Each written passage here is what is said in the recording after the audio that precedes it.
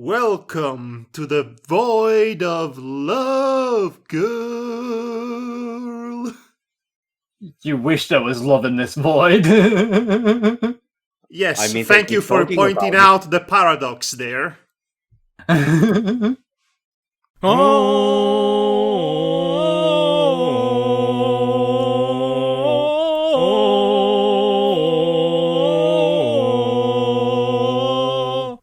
Right, this is the void within, void of love, which is the much anticipated, I am sure. Bullshit, go! Yes, I am sure. Third chapter in the Void Within trilogy, which is, as we established many times before, it was this completely unnecessary continuation of sorts of the Tales saga, which, as you all know, wasn't good. And it didn't need a continuation. I think we can all agree with that statement. Yes. I think that statement brings us all together in a shared emotional void. I mean, at least those who have experienced it. Those who have experienced it, those who survived it. Yes, all of that. Anyway, so this continuation is very much a self-aware sort of metatextual rigmarole in which the author pretty much masturbates himself, metaphorically, over the notion of how cool he is in writing this completely unnecessary and pointless Considering story. that your glasses are fogging up because of all the increased heat, I don't think it's metaphorical anymore. No. No. You know, you joke about that, but having to clean my glasses every so often is very annoying. Oh, I know, I have glasses as well. I only wear them when I have to do something where I need to actually see the things that are far away from me. I only used it as glorified reading glasses, and they are only for one eye, technically, so there is only one lens that's actually prescribed. Why are we talking about glasses? We have a fan fiction to read, that's much more interesting. I don't know, the glasses talk seems more interesting than this story, really. Anyway, so the moral of the story is that my wrist hurts because of all the times I've been cleaning up my glasses. Yeah, sure. Anyway, so the void within, void of love. Does anybody here remembers what in the world happened last time? First party killed a policeman, the end. Good! Good! That's all I needed to know. Good. One And less in second- the world. And there was a doctor who wanted to feed everyone pickle sandwiches, and Tails was hiding from the British Hunting Club in his very hidden secret Of all base. the things to remember, you keep remembering that. And then Void had a mental breakdown. Well, multiple ones. One of many, really. Just Yes. number 334. Was on a suicide watch by Tails, and then ran away and got infected by hedgehog lycanthropy by Shadow. Alright, so I think we should probably start on the void within, void of love. Good. Alas, Naki, I will yeet you into Andromeda Galaxy. I have no idea what you just said just then. Yes, I only understood the last part. Madhog, you watched Thrilling Intent. I haven't watched it in a long time, so give me a break. You don't remember Ballast McGee? I remember Ballast McGee, but I don't remember everything he says. I only remember girl. That's all I remember. That is the important part to remember about him. Anyway, The summary. read the godforsaken summary, please. And so, the void shall be filled.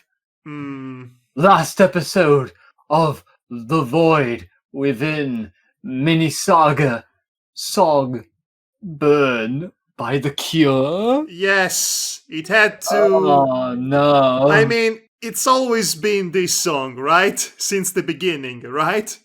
Well, I mean, it is rated T, fiction T, so I guess you got the right demographic? It's a legitimately good song. Angst spiritual. Spiritual! Oh, this is going to be good. And out of these 3 chapters, there's 8,044 words. Yes, 44 words. The bar was having trouble processing the last 4 Because words. I'm having trouble processing that you took the time to do 8,000 words of this. Hey, in fairness, I think it's shorter than the last 2. This was published on January 16th of 2009 and updated on the 18th of the same 19th. month.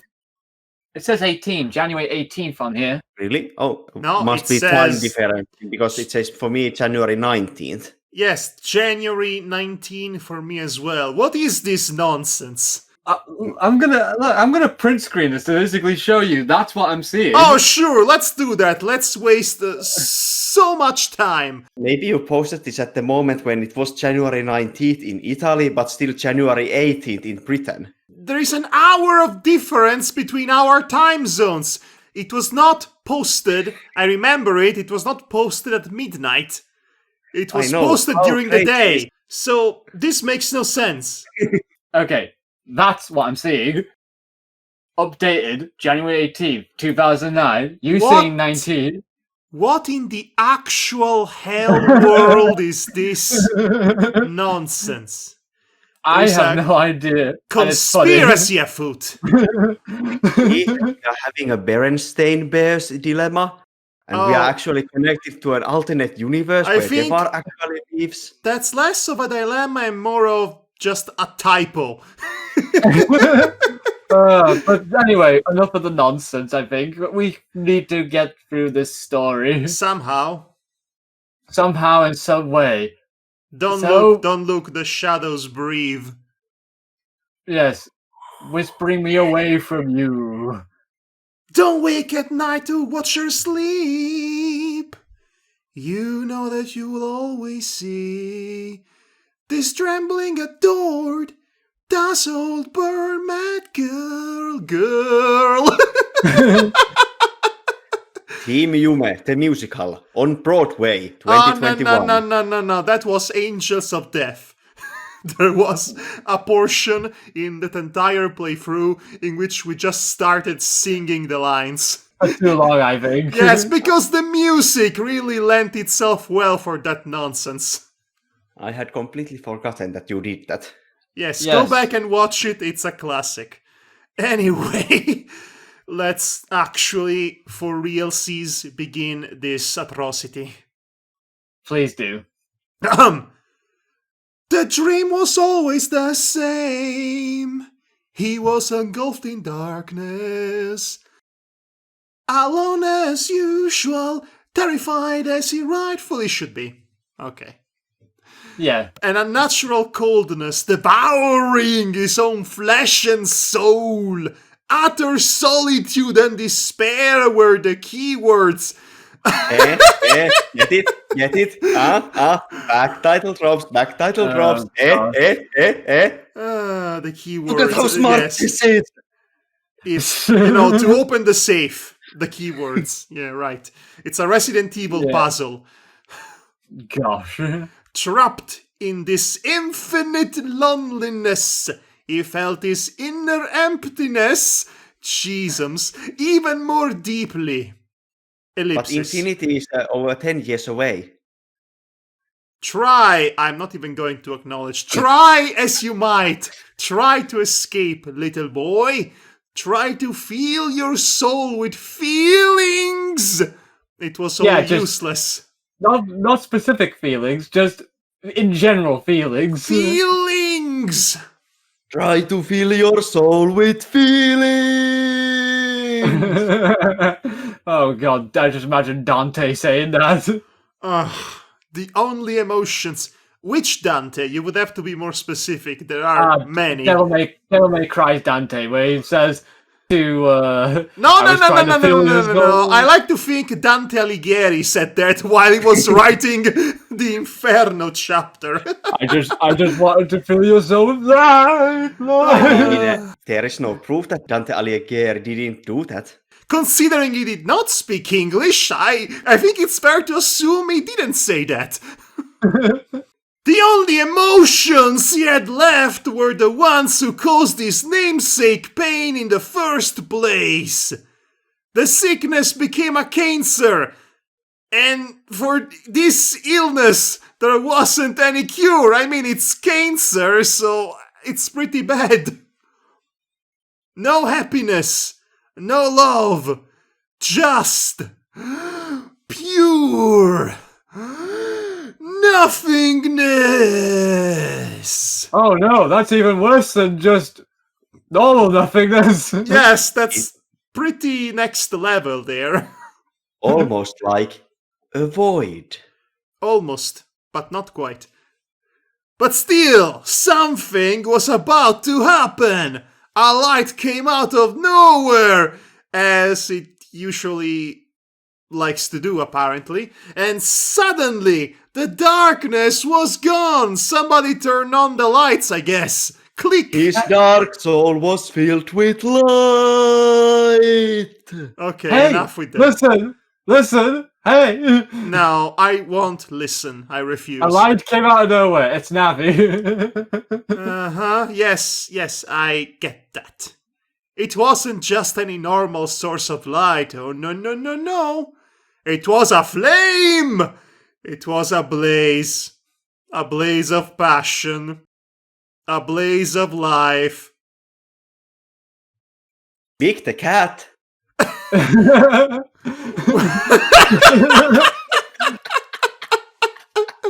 Froggy! Is anybody seeing Froggy?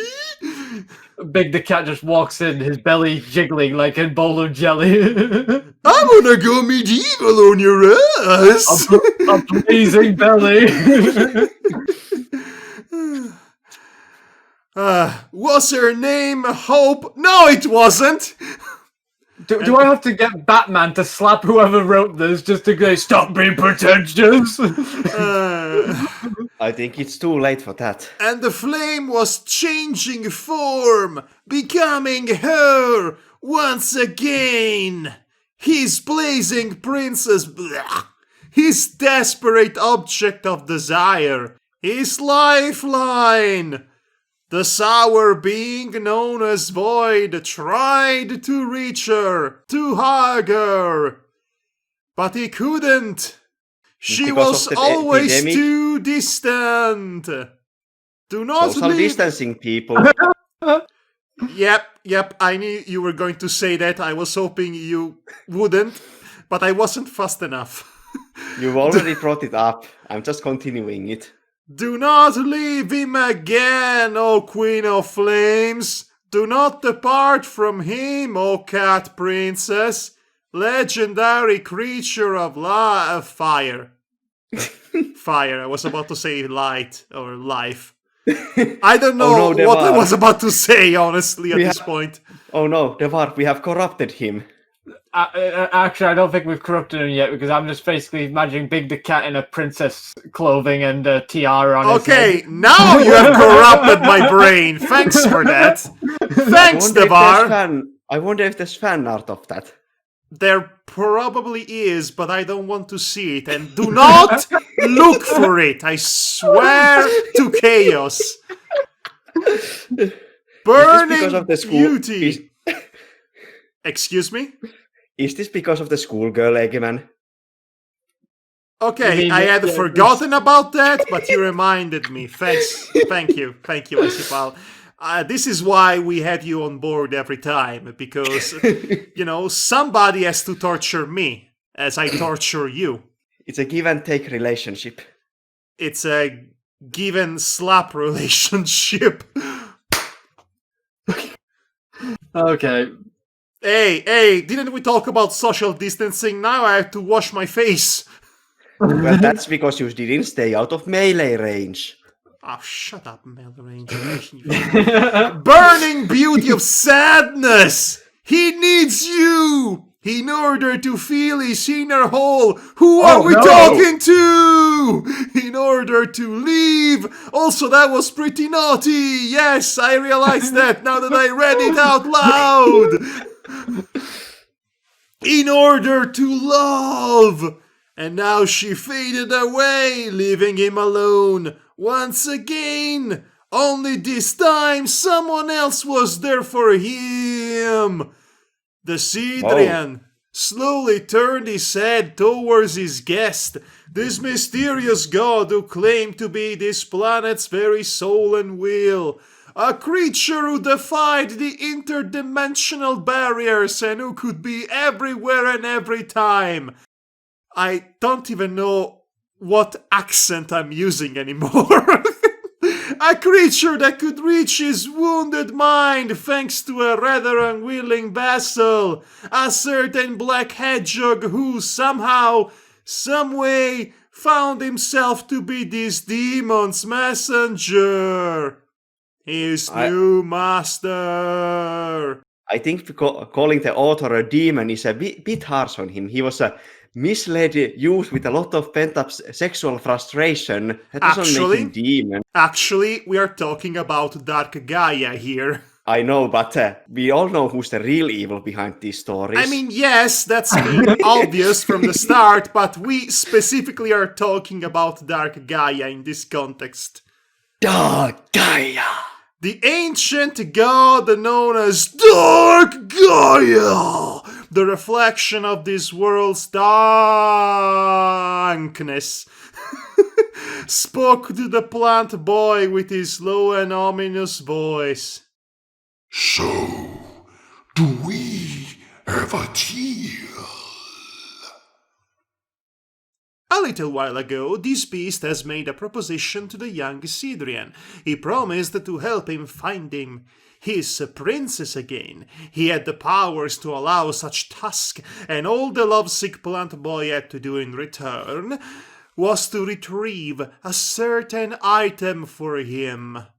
An item that has been encased in another dimension! So, basic stuff. A dimension that Dark Gaia's influence couldn't reach, because that particular dimension was born from pure nothingness! I smell a theme here, and it stinks! That's the thing. Well, technically, aren't all dimensions born from nothingness? That depends. Is it a creationist dimension or an evolutionist dimension? This hand-fisted theming is very. I'm fisted. Hammy? No, Hammy? I was gonna say it was left open for 2 weeks and it's now starting to go off instantly. These themes are like suppositories. Nothing else needs to be added after that. The being also promised to grant the unfortunate boy with his lost memories in change of his eternal obedience. So Void goes from being devoted to a master to once again enslaved by another master. He can never catch a break. This does sound like kind of a bad deal. And once again, he's falling for the same lies, essentially. Okay, I have to say in this case that it's fair because he doesn't remember making the original deal. Okay, well, thank you for pointing that out. I honestly had forgotten instantly. You too, huh? Yes. Still won't excuse him for making a stupid deal here. In fairness, he has not been making smart decisions all day. He made the exact same deal originally with Ixis Nogos. Yes, but he doesn't remember that one, so he's making the same mistake because it's like a blank sheet all over again. Uh-huh. Exactly. But I was referring to the bad decisions he had made in this particular trilogy. Void pondered about it for a while. Ellipsis, and then he made a decision. 3 seconds later. We do have a deal, master. Girl. Oh, that's great. Here, here's a cookie and the dental cover and also Yeah, no superpowers though. No Eldritch Blast or anything like that. None of the cool stuff warlocks get. A rather predictable one! And so, once again, his life became someone else's property, all in the name of love, girl. The indescribable, gruesome serpent-like demon seemed amused by his new servant's choice. Very well. Rest well for now. When thou shalt awake, your journey shalt begin. I speaketh Renaissance English. For the first time in this entire fic. Yes. Void nodded and then everything disappeared! But not this fanfiction, unfortunately. And thus this story begins, and I shall narrate it. Who am I? I am this world's love! And hopefully I shall save this tormented soul from the abyss he fell in. The abyss I put him in. The abyss you who were gleefully talking about how much he loved to torture Void in this abyss. You know what? Knowing me, this might be an entirely different narrator altogether. Uh-huh. From his own hell, from his own emptiness, From his own incompetence. from his own incontinence. Any more? Oh, I see. You did this for us, so you made Vic the Armadillo the narrator. Sure. Let us commence! Do we have a choice? No. No! Alright, Davar, pick up the pace. Okay. For the casual observer, the smell would have seemed unbearable. But for this particular individual, it was a heavenly scent. You gross instantly! Stranger danger! Get away from me! Humans tend to be strange creatures. They can't refute that. They used to contradict themselves, they still do, fairly often, and change their beliefs, not beliefs, beliefs, or ideas even more times. But Anything else you want to tell us, Dr. Phil? But one of the few things they all seemed to agree about was that nobody liked pickle sandwiches. Okay, that's a great payoff. I disagree. Well, shut up, you don't count. Well, nobody except this old-looking docent. Are you turning into some sort of southern hillbilly guy? No, nah. I was trying to be Dr. Phil, because he talks with that sort of drawl. Oh, really? Well, Dr. Phil is a fraud, and we shall not acknowledge him as a doctor. So, Mr. Phil, that's his name from now on. Yeah. To say that Professor Pickle had an insane passion for those namesake hoagies would still been another understatement. He stood still in his own office in the prestigious Spagonia University. Spagonia, the greatest city in the world! Wasn't it a country? Spagonia, the greatest city in Europe. I don't know what it is.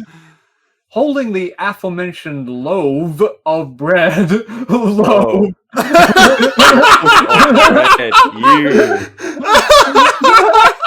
That's an unintentional pun right there. I love it. I love it as well, just because it caught me off guard. With that rather smelly pseudo-vegetable inside of it, one would have said he was contemplating the religiously importance of the moment. The religiously importance of the moment, you say? Like if the sandwich was his lord and master, and the human his loyal subject and worshipper. Professor Pickle, you might have a problem. Pickles is gonna act like Parliament and eat the royal family. I mean, the monarchy. No. I am all for eating the royals, honestly. Especially these days. After a few minutes of this rather pointless pagan ritual, Pickle finally bit his prized meal and slowly but gingerly started chewing it, tasting the awesome consistence of the namesake vegetables. Okay, can you drop the Mr. Phil act, please?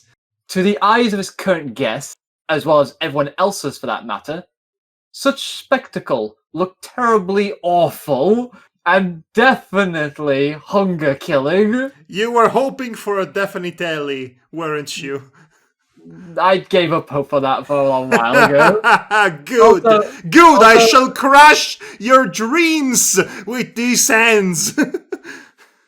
It's not a dream if I let go of it ages ago. That's why I said it. You let it go because I successfully crushed your dreams. Professor Pickles is like this awful person just because he's eating a sandwich. No. It's because he's eating a sandwich in front of people and making a spectacle out of it. My God, he's eating a sandwich. Ugh. Wouldn't it be rude if you were there to talk to a person and that person was just eating a sandwich in front of you? Did you appear when he was eating the sandwich, or did he just start eating it in front of you?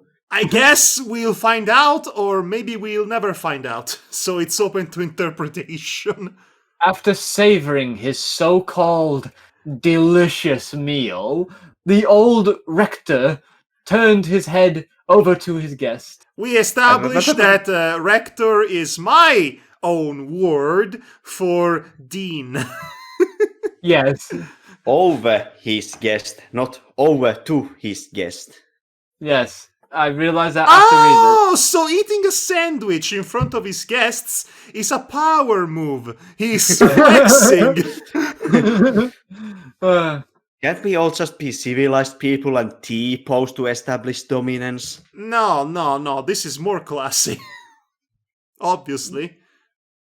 My, where did my manners go? How can I help you, young lady? The young lady, as the man referred to her, was a human girl around her 30s, a gun agent, for being more precisely. A GUN agent for being more precisely. I wonder who could this be? She was there for a precise reason. A precise reason? Judging by the badge she was eagerly showing to her host, that reason was not personal amusement. I mean, she did not even pay a ticket to see him eat a sandwich. I think they have to pay people to get them to watch him eat the sandwich. Well, somebody might disagree with that. True enough, it's someone's fetish. Okay, It probably is. who's gonna play this lady? I'm Agent Topaz of the Guardian Unit of Nations! I need to ask you something about your son, Miles Tailsprower, if that's even his real name. I have brought Agent Topaz from Sonic X into the fold. Ah, Rouge's partner in crime. Yes, Rouge's understated lesbian crush. Understated is in quotation marks here. She demanded rather than asked. Authority was showed on her voice. This is my authority voice, can't you tell? Naturally, Pickle was expecting that. He wasn't a fool for human standards. I mean, he smiled. Is he though? I He smiled. think the author is a bit racist. Sorry, speciesist. Species, yeah. Humanist? No, that's He's- another thing entirely. He smiled at the woman and gently motioned her to sit so that he So could wait. eat his sandwich. So in front she's of her been face. she's been standing there the entire time while he was eating his sandwich, not even Another acknowledging her existence. My gosh. Is this his fetish? And that you said it's a power move, so Yes, I guess. And she's using her authority voice to try and get through that power move of his. This is some next level chauvinism, let me tell you. Over the next few hours, he would have gladly explained to her now how he did not know of what had his adopted son was accused. Devar, please, for the love of God, restart the sentence. Yes, I know. I was stumbling over every word. Yes, I mean, wow. It was a bit too much for me. Over the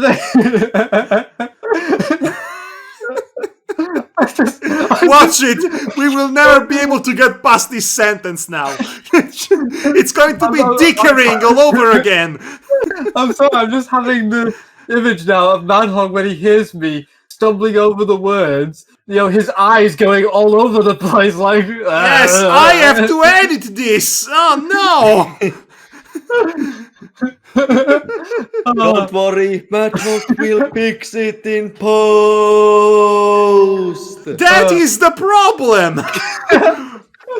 Over the next few hours, he would have gladly explained to her how he did not know of what his adopted son was accused.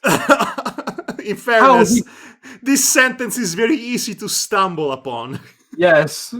How he did not have a clue of his current location, and how he did not have anything to do with the dangerous black-eyed alien. They are most certainly in his secret engineering lab. Oh yes, the one that's very secretly hidden atop a cliff nearby the train station. Yes. Yes, that is obviously the living place of my good friend Miles Tails Power. That one. Oh. Hidden in a convenient subterranean dungeon under Pickles' office, Tails was so glad that the human did pretend not to know a lot of things. But is he pretending? I was going to ask that question. Are we sure that the narrator is not trying to convince us that he is pretending? I think the narrator is trying to be funny. Thanks to his enhanced foxy ears, he could clearly hear the conversation both his foster parent and his noisy guest were having. Nosy guest, not noisy guest. It says noise. It says noise. Yes, it says noisy, but it's wrong. It is supposed to be nosy. You mean nosy, not nosy. It's the Midwestern pronunciation, noisy.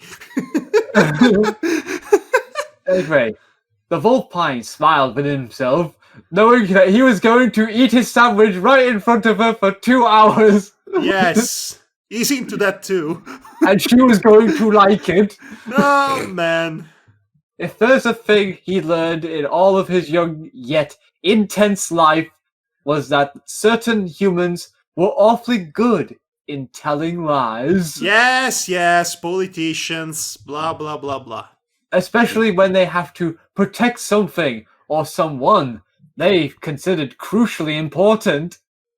In this case, a loving father and mentor was protecting his non-blood related son and another guy who's been almost rolled by the man's very car more than a month ago. By the man's every car! All the man's cars have rolled over this guy. That most certainly was a not quite coherent sentence. That sentence coherent was not. In the utter silence of their refuge, both Tails and his first Void were trying to... Wait, hold on. Forced guest Void.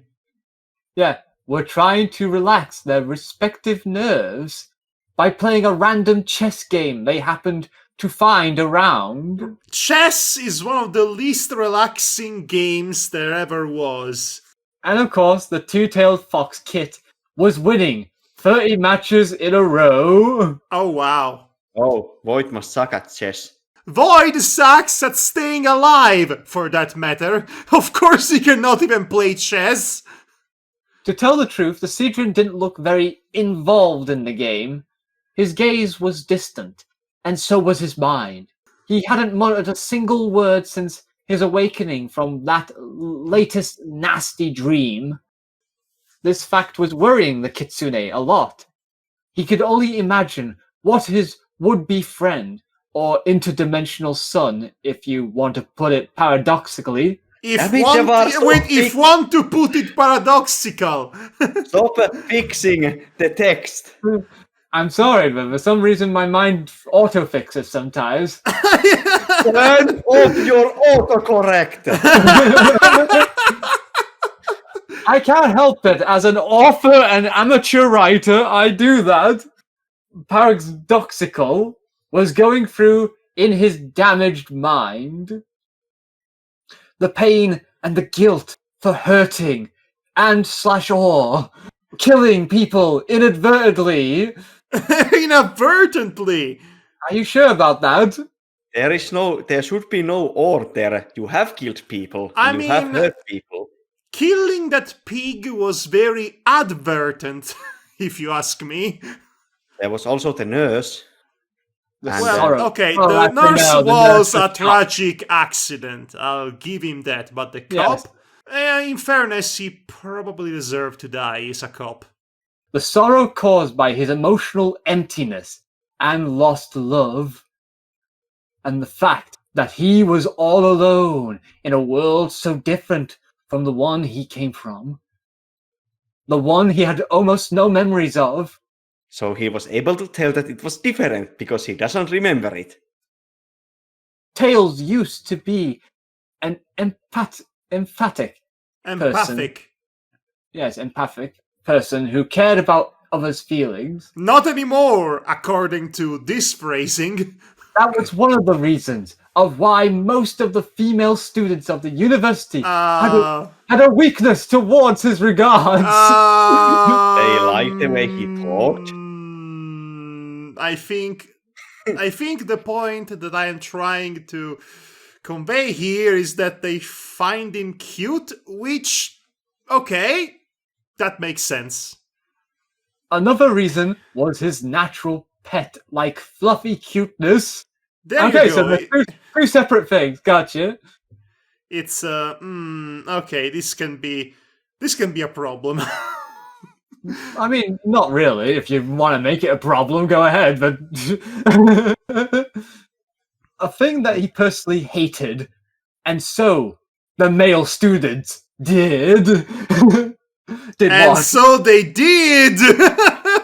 And then they did. I think the students were envious or jealous of him because he gets all the girls' attention. Yes, he got the attention of all the girls because he was such a nice boy and so cute. Because he's the cute mascot, and girls are all about that. All girls, without exception, obviously. And Tails hated it too, and because Tails hated it, the male students did. And Espew did. Tails, can I ask you a question? No, and the story ends. If only. The sudden voice of his fellow chess player asked? Yes, asked. I meant to say, but for some reason I swallowed the K. Oh! I thought it was a connection issue, but you were legitimately having a moment there. Yes, that's so funny. Yes, for some reason I swallowed the K. I don't know why that happened. That's not good for you. Cough it back up.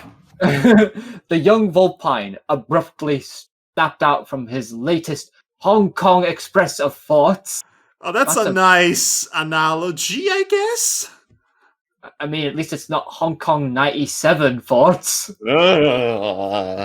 it away! Take it away! What is it, Void? He replied, almost in a cheerful tone, visibly happy about his companion's burst of sociability.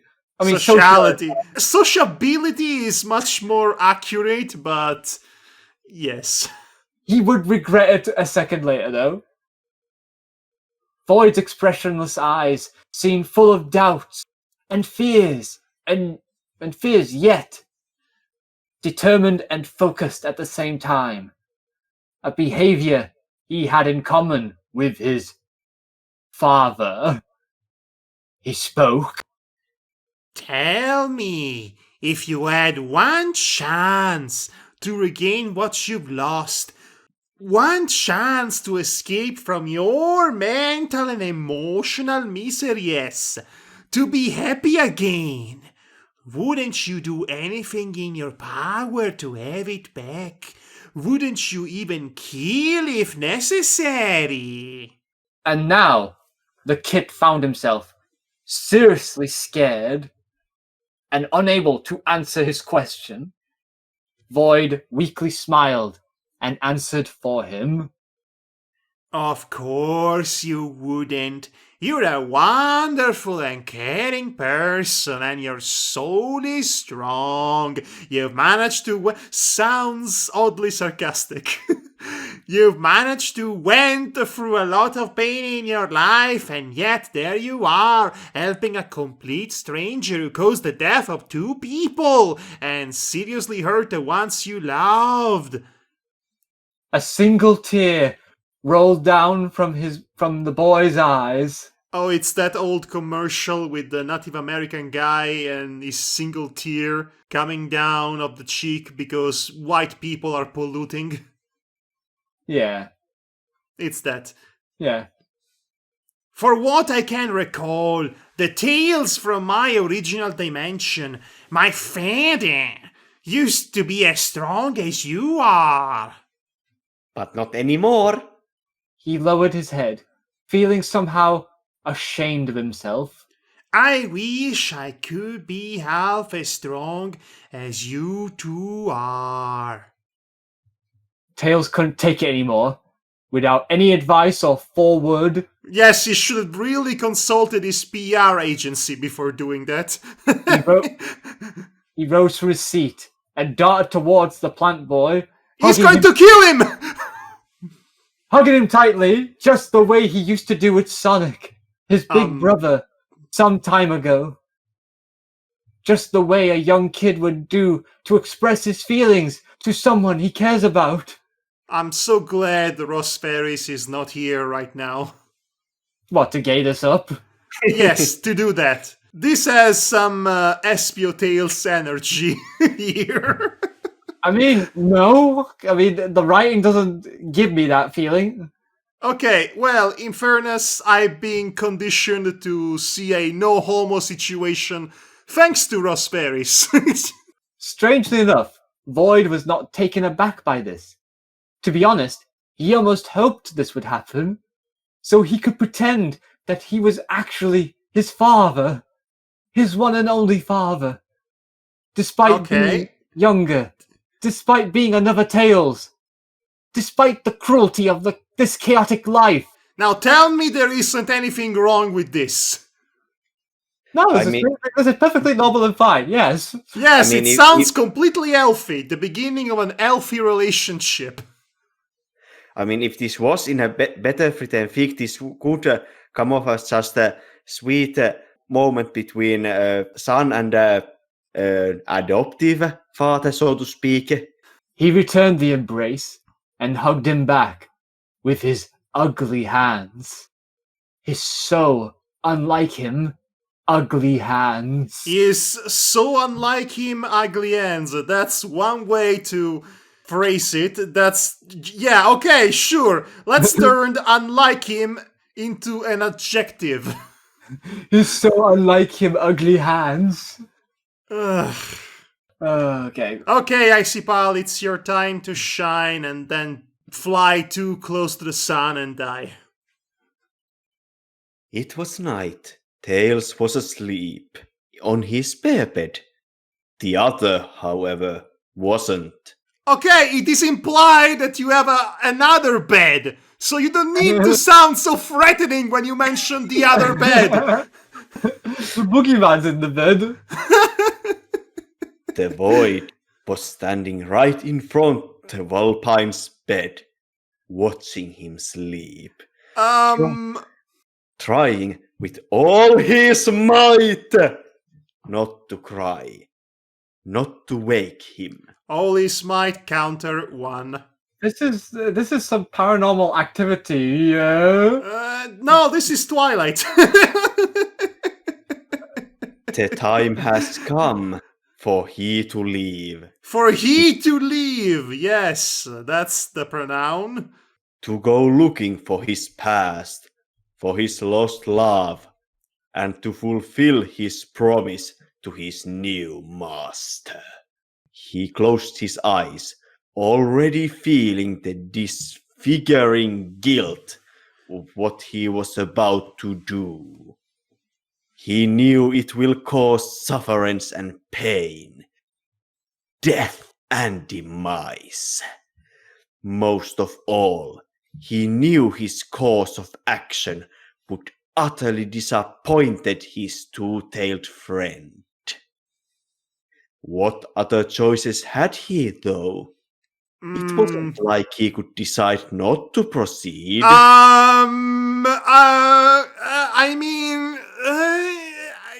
I think it's implied that he could. But then we wouldn't have a story, would we? And would that be such a bad thing? Yes. Actually, no. It was a rhetorical question. I answered your rhetorical question with a rhetorical answer. There. The creature who claimed the ownership of his soul wouldn't let him escape. Well, maybe not do that whole selling your soul thing in the first place then? The devil offered you a deal. And when a deal is offered to you, you have the chance to refuse the deal. That's how deals work, usually. But not this time. No, he had no choice but to proceed. Yes, he could not decide not to proceed. No, he had to proceed because memories, and angst, and sorrow, and blah, blah, blah, blah, blah. Because author said so. Because author said so. Let's carry on. Like it or not, he was his agent. He's being gifted with just a fragment of the god's immense power.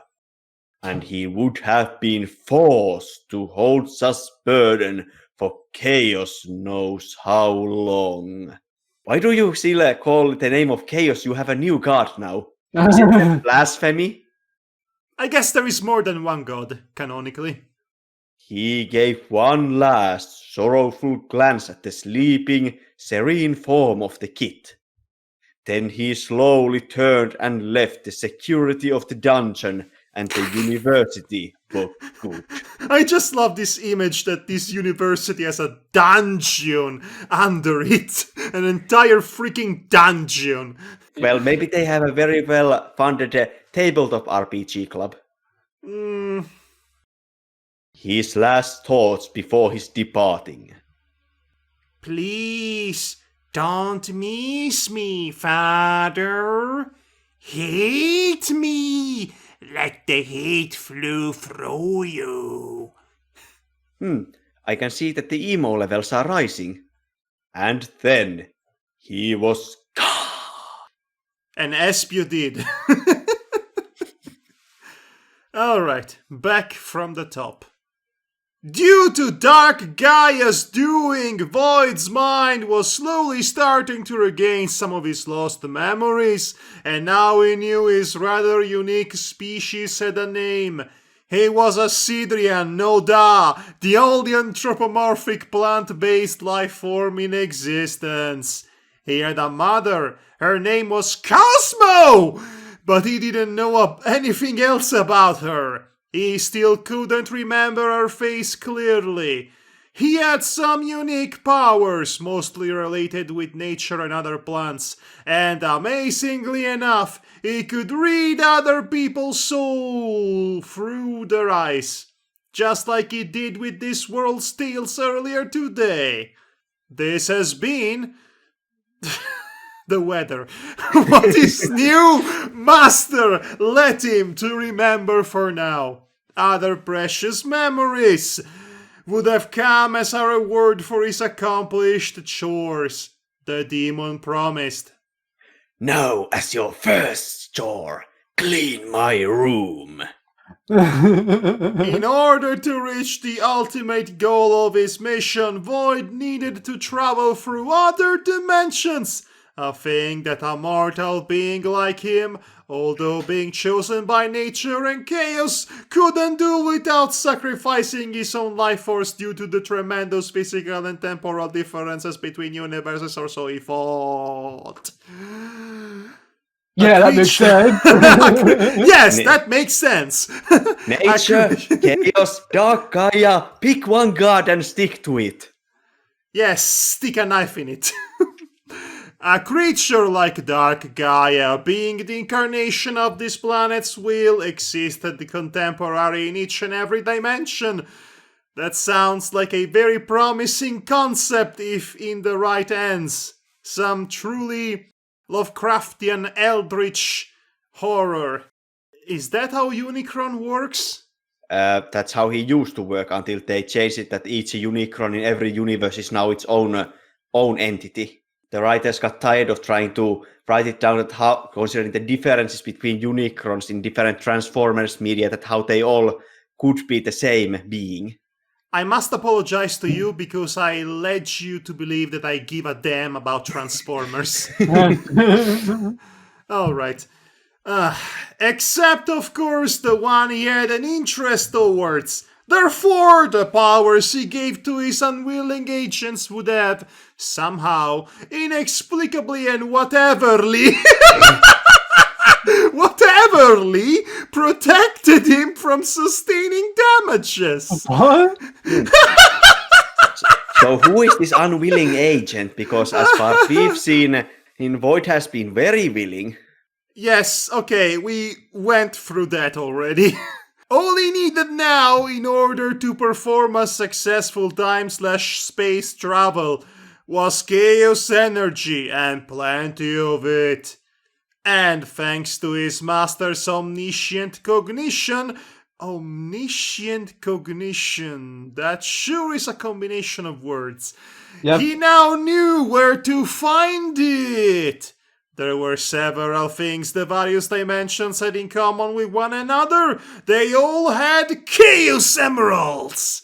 Because of course they do. For whatever reason that no one cares about.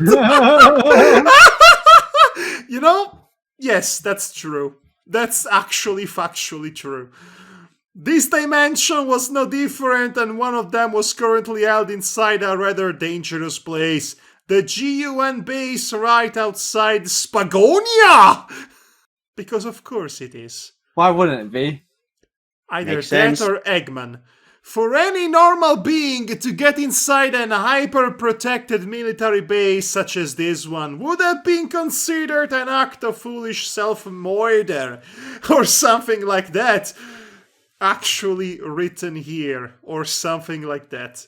Void, however, was not a normal being, especially not now.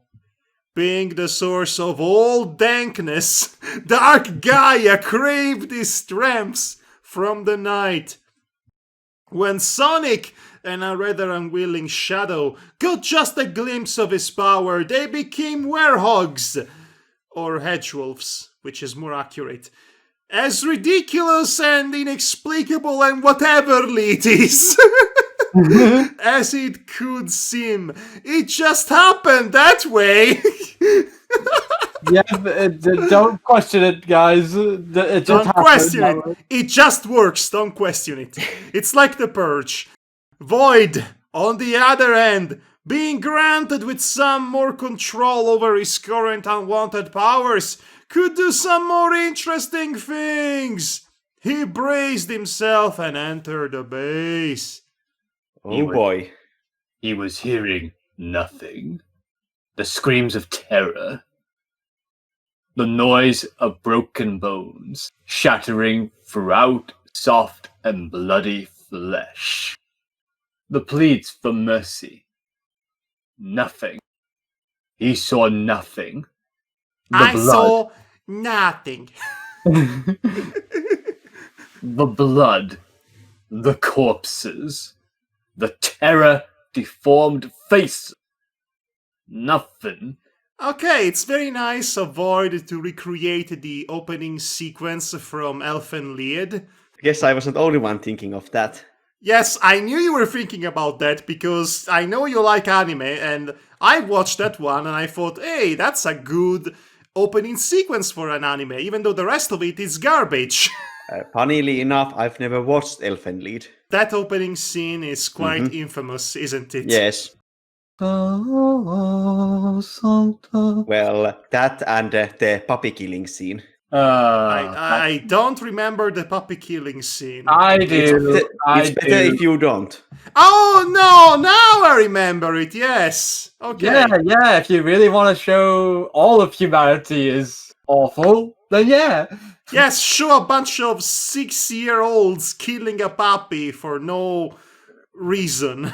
I mean, any normal 6-year-old does that. Ugh. Anyway, his mind separated itself from his body during the whole unbearable, twisted time. Mm-hmm. He let his possessed well, probably means physique, but still. Physique. To do everything. He didn't want to have anything to do with this massacre. I think you have everything to do with this massacre. Don't try to push the blame to your powers. You decided this. It's all on you. You know, this reminds me of Johnny Depp as a vampire in Dark Shadows by Tim Burton. It's the worst character from the worst film by Tim Burton. It is exactly like Void. He goes around killing, slaughtering, and eating people, but he feels sorry for it. Sorry, I have to kill and eat you because I'm a vampire. Oh well, all is forgiven. I'm Johnny Depp as a vampire. Like me. There was a price to pay for having the necessary power to achieve certain seemingly impossible goals. Human lives were part of it. Wow, such edgelord writing here. What a likable character. His master had a weakness for living souls. Especially with a fine dose of Chianti. It was his caprice, one would say. It was his caprice, one would say. Hello, Clarice. Plus, he happened to despise mortals, mainly because they, instead of him, were absolutely free, and yet they wouldn't enjoy their own freedom because of their stubborn attachment to their precious rules and will to find sense on everything. How he envied them for it. He would have never admitted it. So Dark Gaia is evil chaos. Dark Gaia is the guy from Saw. Through the link he had with Void's mind, he could see all that beautiful spectacle, all the dead, and all the destruction. To bring destruction and sufferance over the world was his ultimate goal after all. Simply because he had to. Seriously, he had to. Really? Is that all? He had to. It was his role. It was his role to be the source of all evil. I mean, just for the sake of it, are you sure? No. Well, you know, there is... Well, you know, this is the spiritual aspect of this angst and spiritual fanfiction, you see. If there is an embodiment of good, then there is an embodiment of evil to keep the balance. There cannot be good without evil, yin and yang, day and night, etc., etc. So somebody has to be the bad guy. Clearly, don't you know how hard it is to be the bad guy? Nobody knows what it's like to be the bad guy. Yes, he does indeed sound extremely remorseful and sad over the death, destruction, and chaos that he's bringing. No. He's never sad or disappointed about it. He's gleeful. As you know, he hates mortals.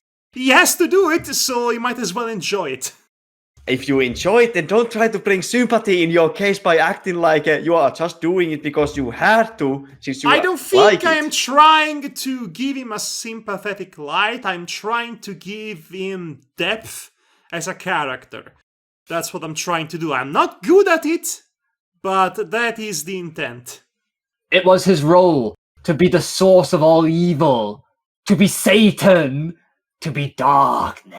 Could you possibly be more on the nose about that? I mean, darkness is the best girl in Konosuba. What? Where? Konosuba is an anime series. The reaction was amazing.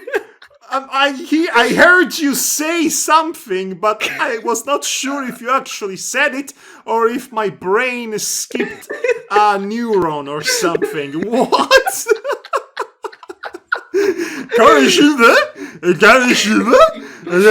That's what you said to me. That's what you sounded. What the heck is that? Anyway, I'm going to continue on, guys.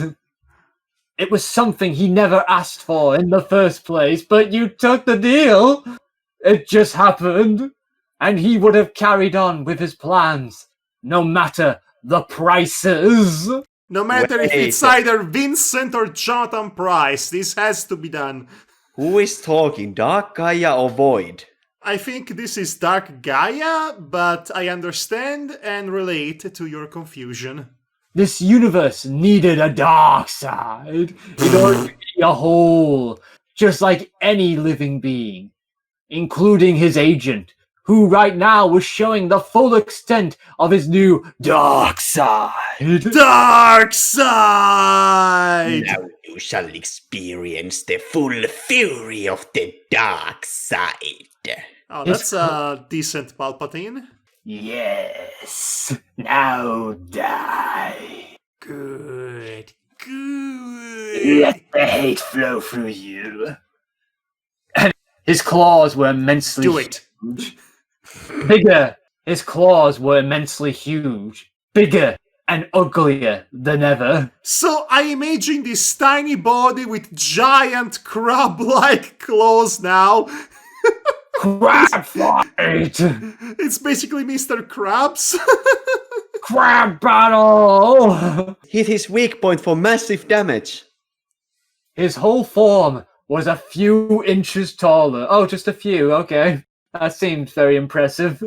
His once green leaf hair were now bright white, unlike his eyes, and slightly longer. He didn't look feral like a werehog used to be. Instead, he looked to be a cursed angel of death. A messenger of the apocalypse, one would say. Okay, any more trite, heavy-handed analogy you want to throw towards our general direction? If he only would have had a single black wing and a ludicrously long sword. There you go. Some video game nerd would have probably asked his autograph. The answer is yes. More heavy-handed analogies. Yes. Madhog, you should feel ashamed about all this. Yes, he And should. yet I don't. And you know what? This is kind of weird because I was playing the Final 7 remake today. I've only got to chapter 4 right now, but I'm enjoying it a lot right now. I'm surprised you had the money to buy anything, let alone a video game. Well, actually, it wasn't bought by me, but by my fiance. That's a really, really nice gesture, and I'm glad you are enjoying it. Yes, I don't deserve her. He was covered in blood. Red, warm blood all over his mutated body. Is bathing in the blood of the innocents. I'm just thinking of that meme right now, the guy who just looks like he's enjoying, rubbing his face with oils and such. I don't have the meme in mind. I have. His external expression looked glacial and emotionless, but internally, he was burning alive. Well, at least he's feeling bad about it. That makes it all better. The only thing that was pulling his sanity together was yet again her image. Oh no, he's not feeling bad about any of this. Remember, he detached his emotions so that he wouldn't have any responsibility of his physique's actions. He's You mean his physics actions? Yes, physics. That's what I meant to say. He's burning alive because he's thinking about his girlfriend. A real blaze. No. Because every time I burned, every time I sing again. You could say the image is burned into his retinas. Because burn, baby, burn. Finally, he reached the room he, or rather it, was looking for. Slashing and killing around for mass murdering for. Suppressing his burning feelings for. You've got the angst of it all. This is stupid.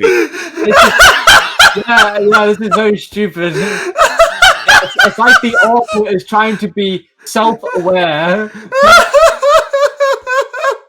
You know, that sounds like a song by Weird Al, honestly. Once inside, there were two things that caught his attention almost immediately.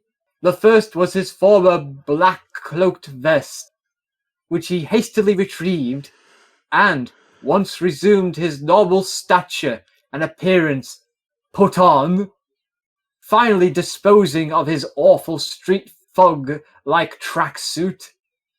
The second thing happened to be a certain red gem he was looking for. The Chaos Emerald was now his. So, this really sucks for Tails, because Tails gave him not one, but 2 chances to redeem himself.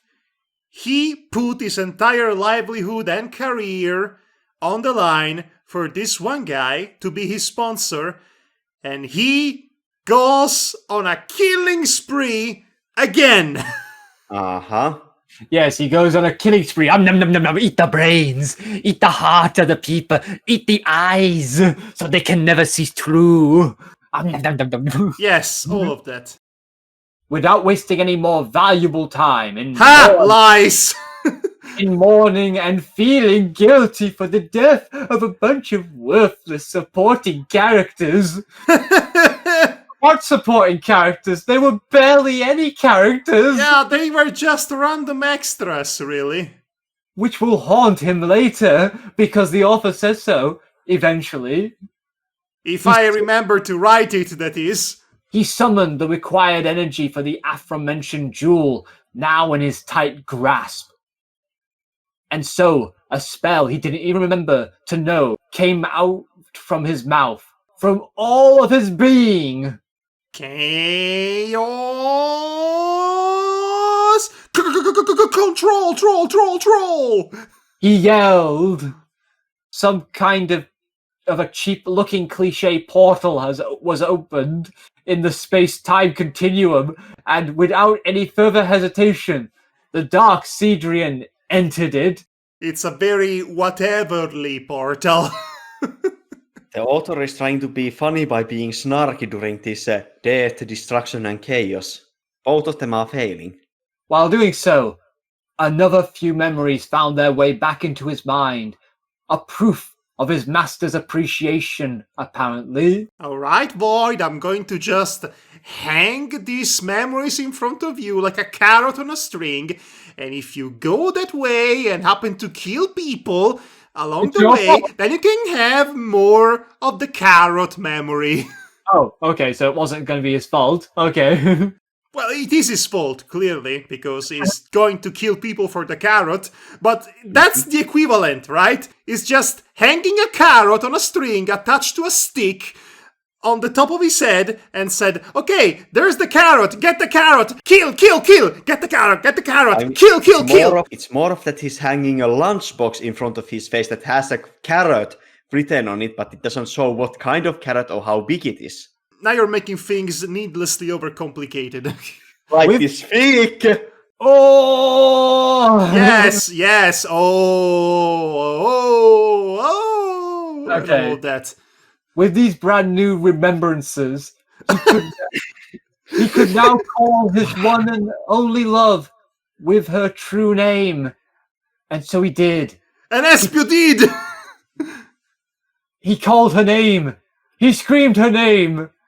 He was falling in the pit deeper and deeper, just for her, his burning soulmate.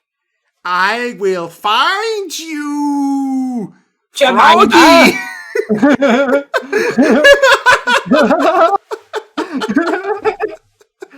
Okay, me and Madhog have the same okay, joke in okay, mind. okay, one at a time. I was about to say Froggy. I was about to say Jemima. What's Jemima? Jemima Puddle Duck, written by Beatrix Potter, actually. And then he just let the absolute randomness of these chaotic forces he drowned himself with to drive him into the next world and the next perils.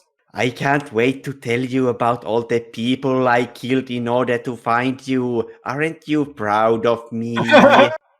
Yes! You kill for me! That is the most romantic thing ever! And that's romance according to fanfic authors. His destination? The unknown. Into the unknown. Into the unknown.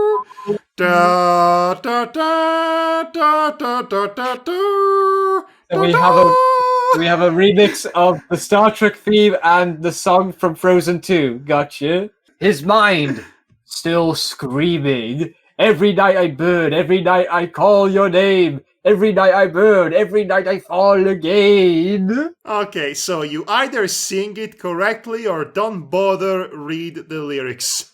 Yes, I just decided to say it anyway. Anyway, no more reading the lyrics. Yes, okay, we established that there are lyrics. This is technically a song, but we're not going to acknowledge them anymore. Okay. Alright, on to chapter 2. Oh my gosh, all of that was just one chapter.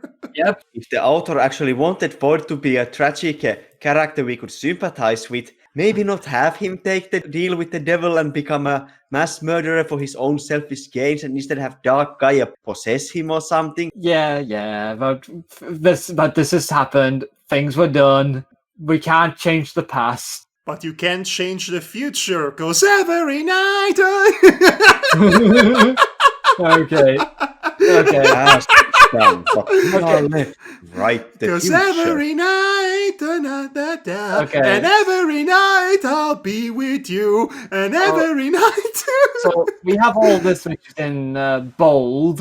Hold on a Memory- second. There is nothing quite as refreshing as a fine, fresh bottle of Waterman. There he was. Nowhere. In the despairing nothingness between worlds, between dimensions, between emotions, he's been traveled through all of it. All the sad shadows. Glimpses of other lands, tears in the spacious temporal continuum. He could see all of it. He could feel all of it. He became part of it, even before he entered it. Are you trying to sound like me? I can assure you that was not my intention. The shadows engulfed his body and his soul as well, transporting him somewhere or sometime. Over Who the cares? rainbow. Who He- cares? He wasn't fighting them. He embraced them. He just followed the current. The current of time, the current of space, the current of sorrow and love. Hopefully, the current that shall bring him to his final destination. His Which death. one? Which one? They have made like 6 of those. I honestly don't know how many final destinations they have made.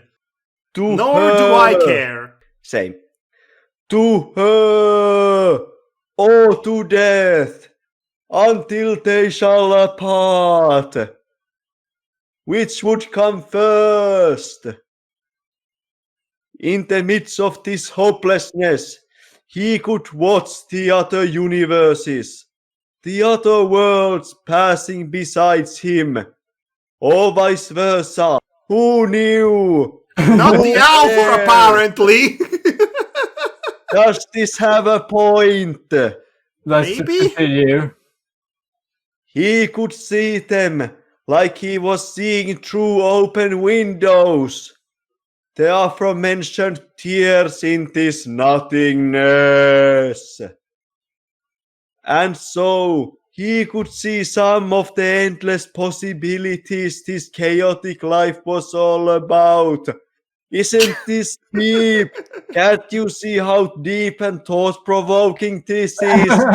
Give this man an Emmy or Oscar or Nobel Prize or something. Maybe that will shut him up.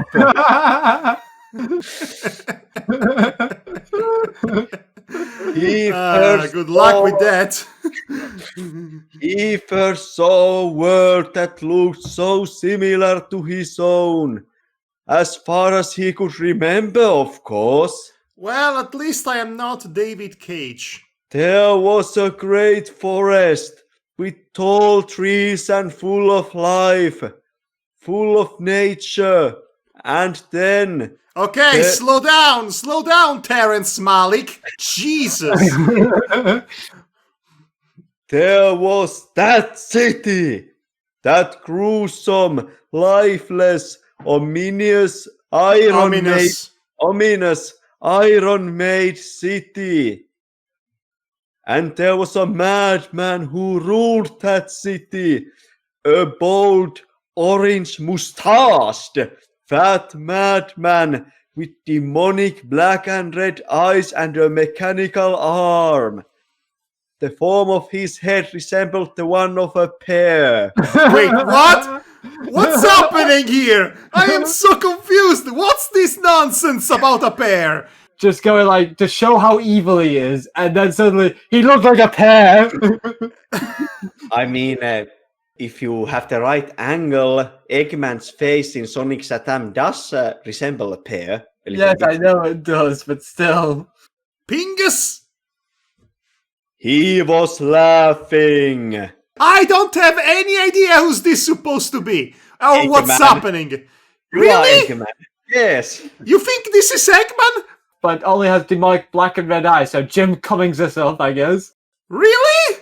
I think. Hold on, are we in Sonic ZIM now? Yeah, apparently May- so. Is this Sonic Satem or is this your Tail Saga Sonic universe? I don't know. I have no idea what's happening anymore.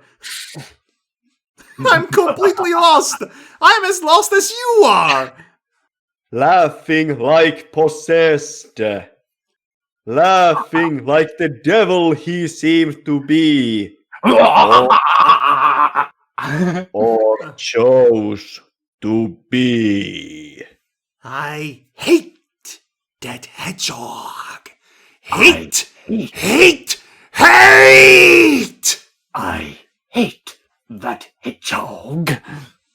He's so Snidely. innocent, anthropomorphic-like creatures being put inside an horrible machine. Oh my gosh, he really is Jim Cummings Robotnik. And almost instantly turned into machines of their own. Roboticide slaves for the madman's army. Yes, pretty good. Oh, it makes me tingle all over. Yes! It warms the cockles of my heart.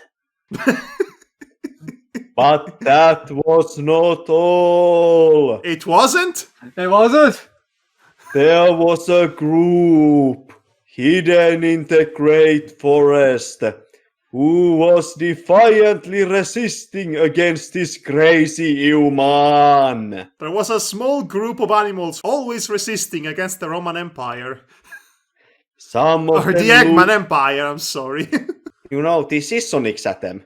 Some of them looked so familiar in Void's eyes, even though he couldn't quite place them in his mind. There was a half-roboticized bunny girl with a peculiar accent, but a very sweet voice. there was a fat-looking walrus dressed like a mechanical geek. Again! And his boys. And he's sending the boys, I guess. A rat-covered coyote in a military outfit.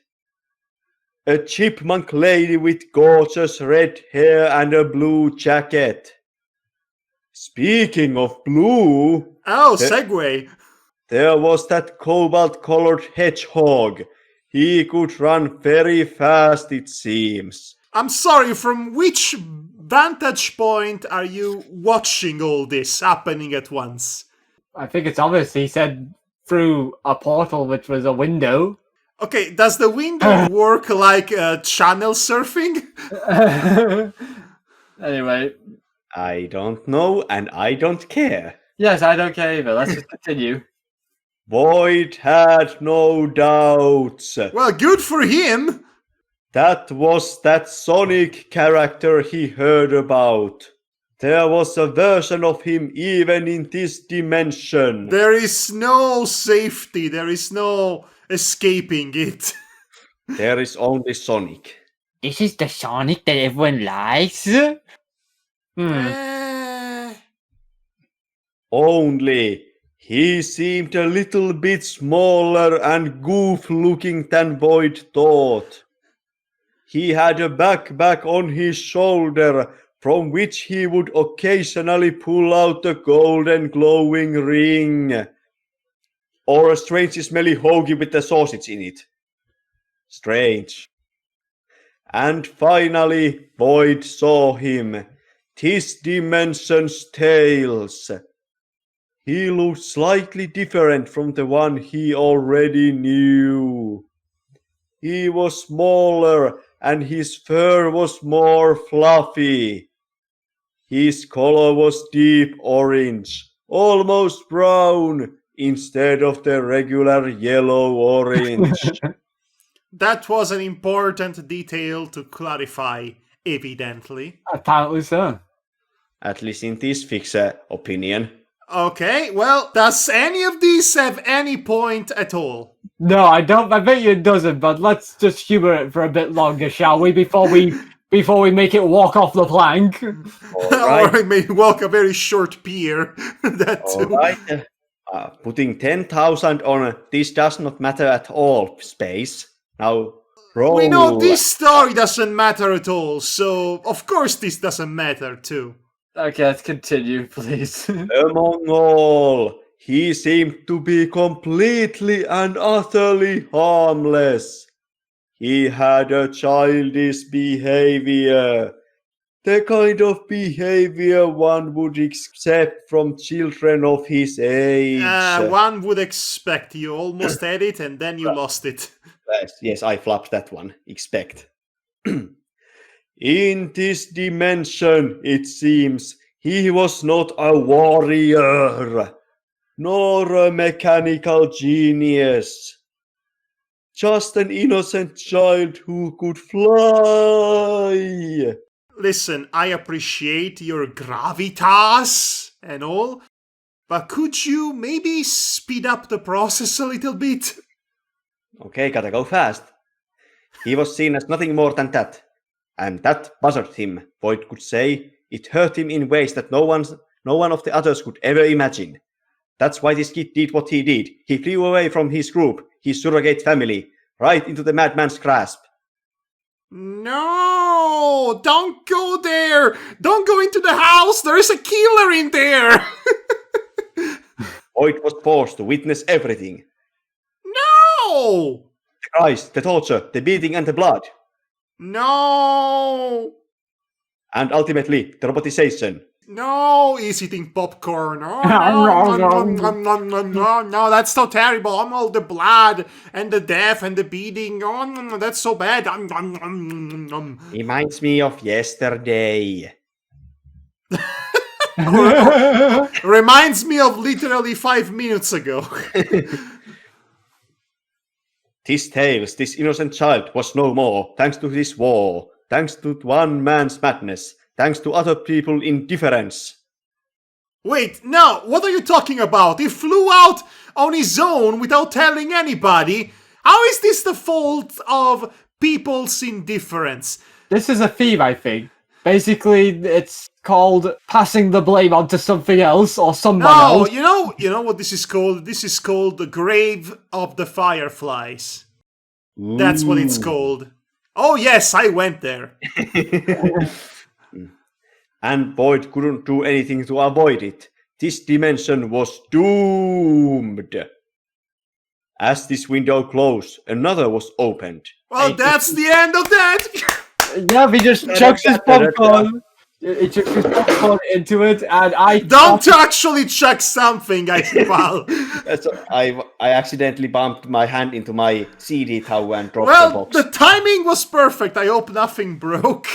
No, nothing broke. I'm just going to take my computer and chuck it out the window because I'm that pissed about how pointless that Okay, was. so you're going to pull a Mark Wahlberg, essentially.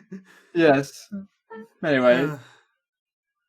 This new world seemed to be the result of some deranged childish mind.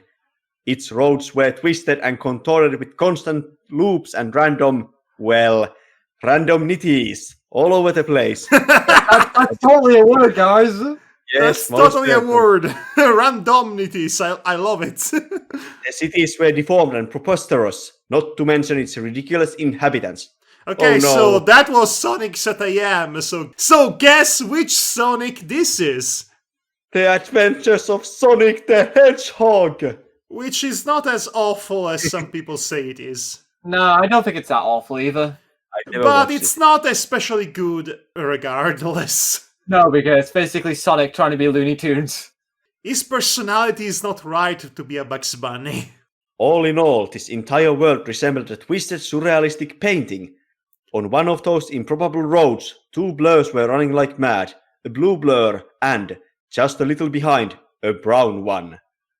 A little ahead from them, two peculiar figures were setting Okay, I see, pal.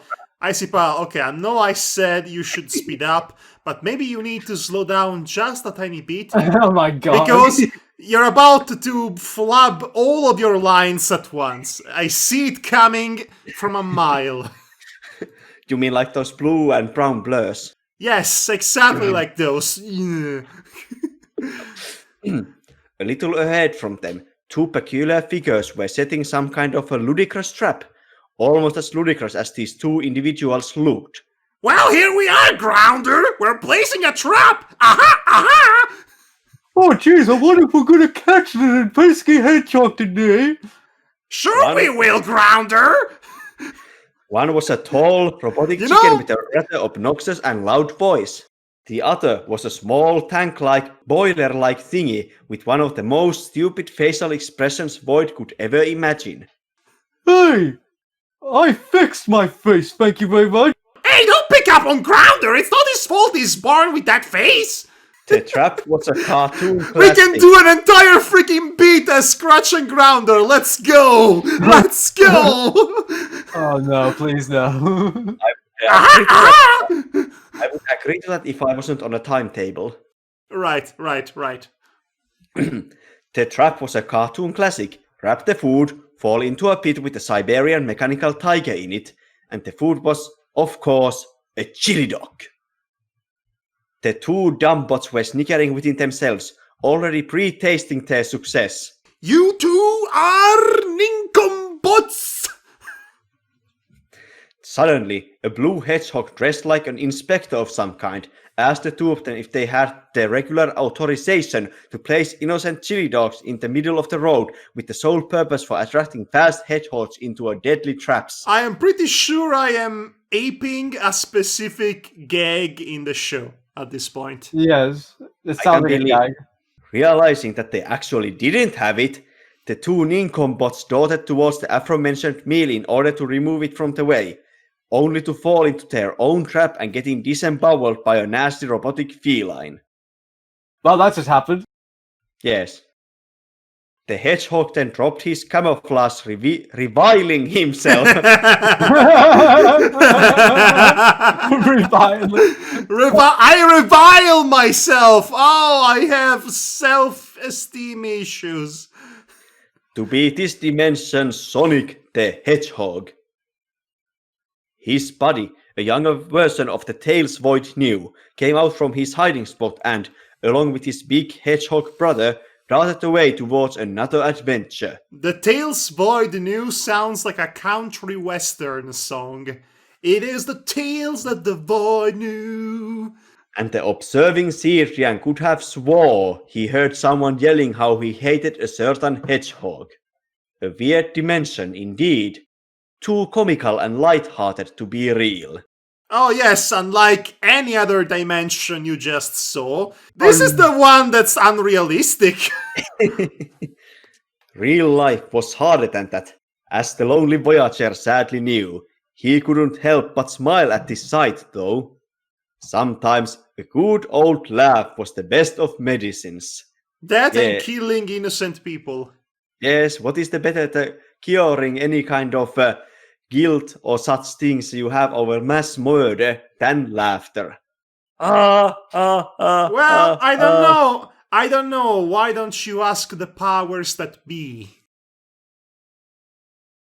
Beep, beep, beep, beep, beep, beep, beep, beep, beep, beep, beep. They say they don't care.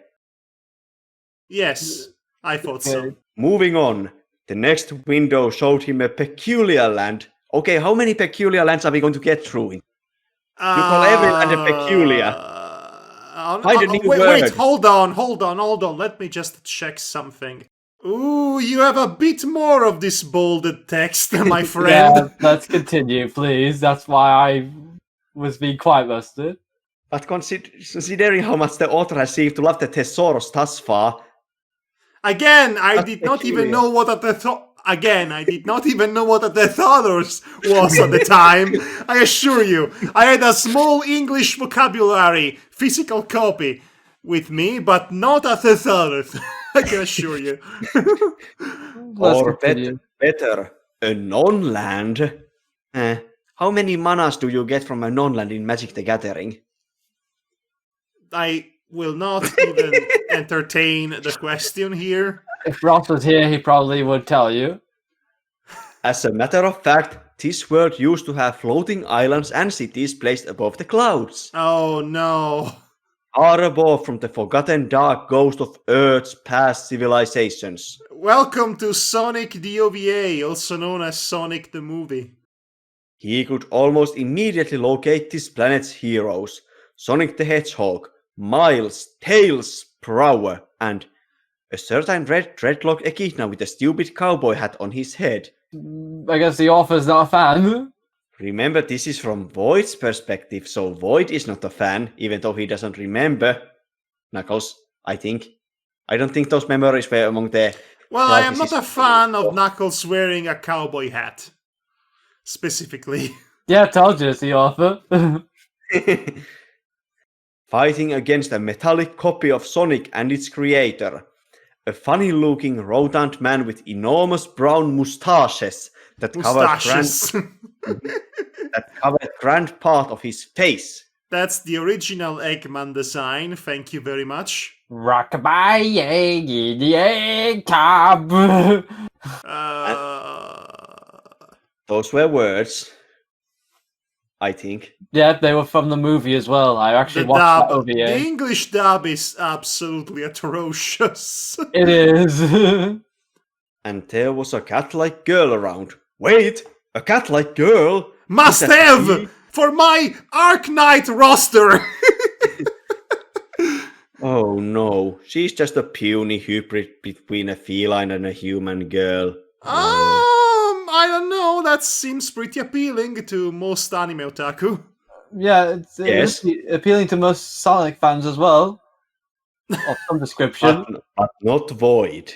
He only has taste for specific cat girls. He's either all furry or no furry at all. This world, in Void's opinion, seemed a little too much anime-like, so to speak. How would you know what anime is? That's my line. No, it's my line apparently because I said it first. You stole it from me. You both No. share the line. It's Madhog's turn to have the line. It's Madog's turn to have He dismissed it fairly rapidly and proceeded with his voyage. And then it came this vision. This time it was not planet terra firma.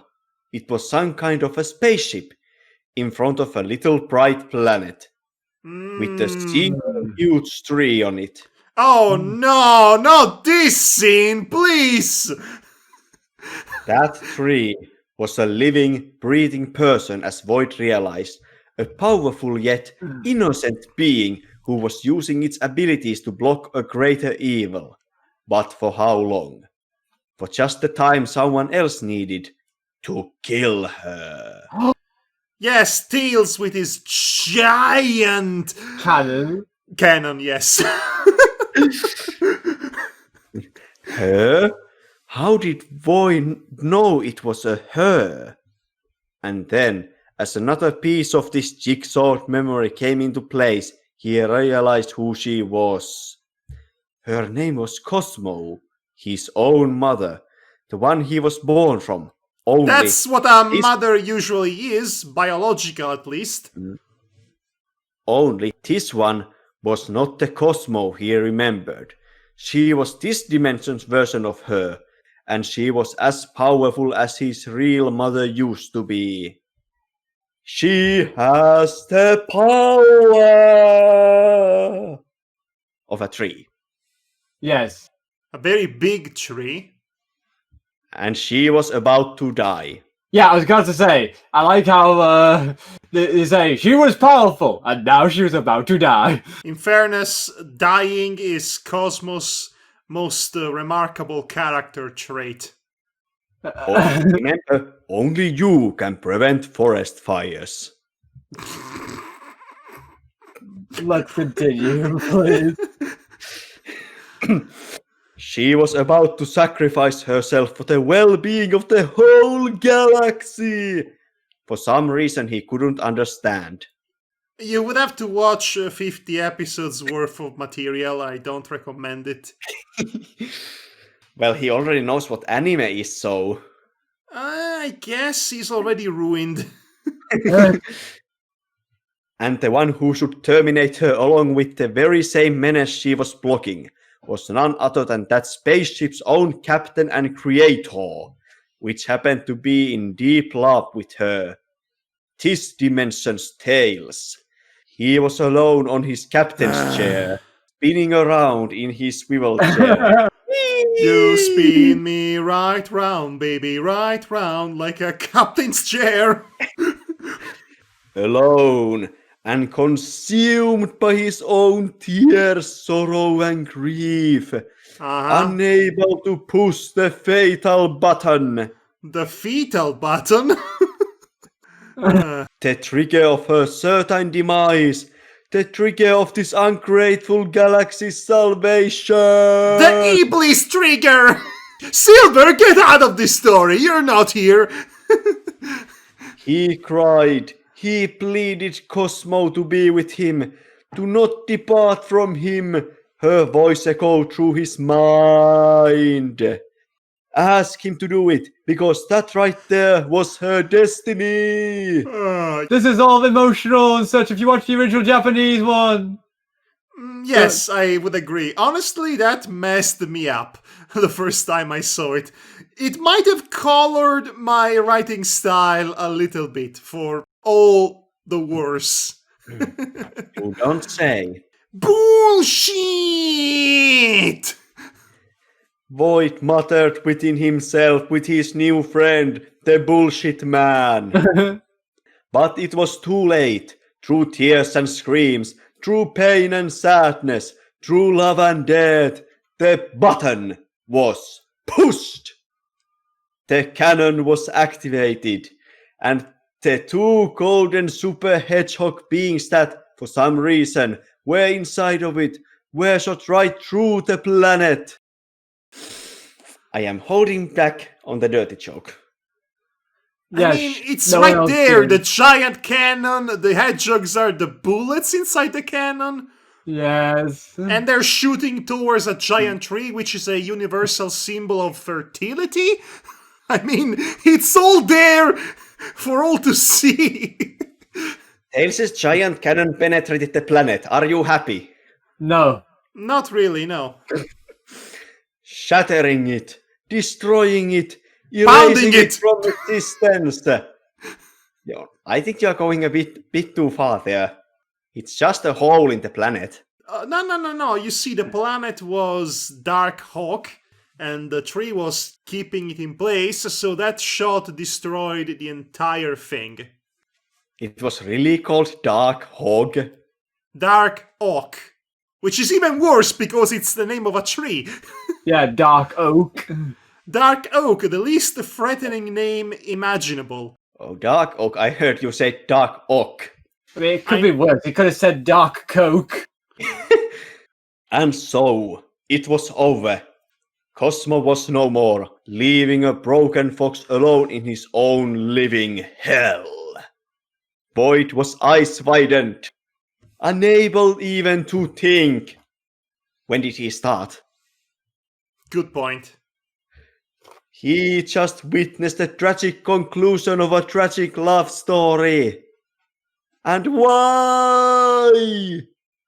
Because she thought it was her destiny to do it. Again, it was bullshit. I agree. To drop a life like that because of credence. Then again, he had no right to judge her choice. In the end, no one had it. The question remained though, it's been her choice, someone else's choice, or her beliefs' choice. Whew. This is actually physically painful at this point. I'm not even reading it, and I feel mentally exhausted listening to this. We are taking psychic damage from reading this pretentiousness. Psychic damage. It's like that time Chloe in the Beachside campaign lost that intelligence point. I'm starting to feel that. And the answer was always the same. He was not bound to know it. Life is chaos. So all of that musing and pondering and monologuing and observing, and at the end of it all, your conclusion is the same as always. Life is chaos. I don't know. I don't know. If you're going to keep people hostage with your terrible essay, at least have the courage to reach a conclusion of some description. Anything. You do realize you are talking to yourself when making those accusations. Shh. Don't break kayfabe. A portal opened itself right in front of him. He could finally escape the lifeless shadows this pure finally. nothingness was engulfed with. Escape this ominous sense of finality and rejoin with life again.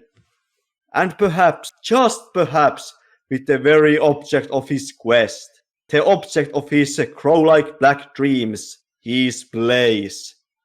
And so, he left the namesake emptiness he was in, and re-entered life. Or so he thought. Dun dun dun dun dun dun.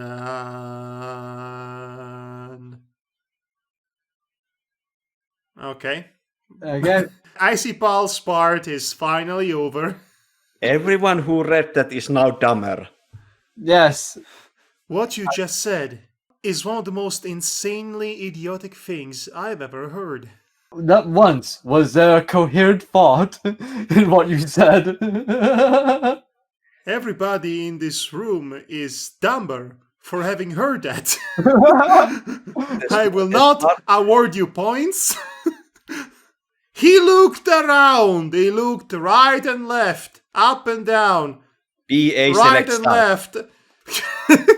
And everywhere the spectacle was just the same. He found a blaze, only not his own. He found a blaze of a world, a wasteland drowned in constant flames, and lava reefs Cats and dogs living together, mass hysteria. A burning inferno of eternal sufferance. A flaming tomb. He stood on the peak of a tall skeleton of a building, observing this world, feeling its torment and experiencing its trauma. A bad game took place in this setting. Since when was Void an empath? Technically, he was always an empath because he has that power with his eyes.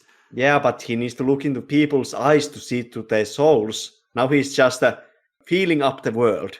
Well, you know, it comes from the spiritual connection with the earth that he naturally has as a plant.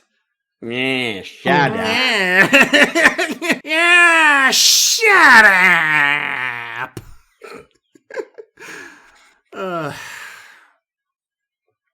The omnipresent voice of his master, Dark Gaia, told him that this dimension has been damned by the so-called flames of disaster. A flame war took place here. I can believe So many that. trolls. So many. It was the mid-2000s, you see. At the mention of such names, something clicked inside the mind of the young Sidrian. In his world, Blaze has been considered a cursed being, the beast of flames itself, the Bakeneko or Bakeneko. Nico. The Bakeneko, as you would say it. Yes. Take the And- cat. He would Oh, be God. a monster cat, would he not? And he has been the one who healed her with his powers, with his love. He had doubts no more. She ended up here. How did she do it? He didn't know. Not even his master knew. So much for It- that omniscience. Omniscience?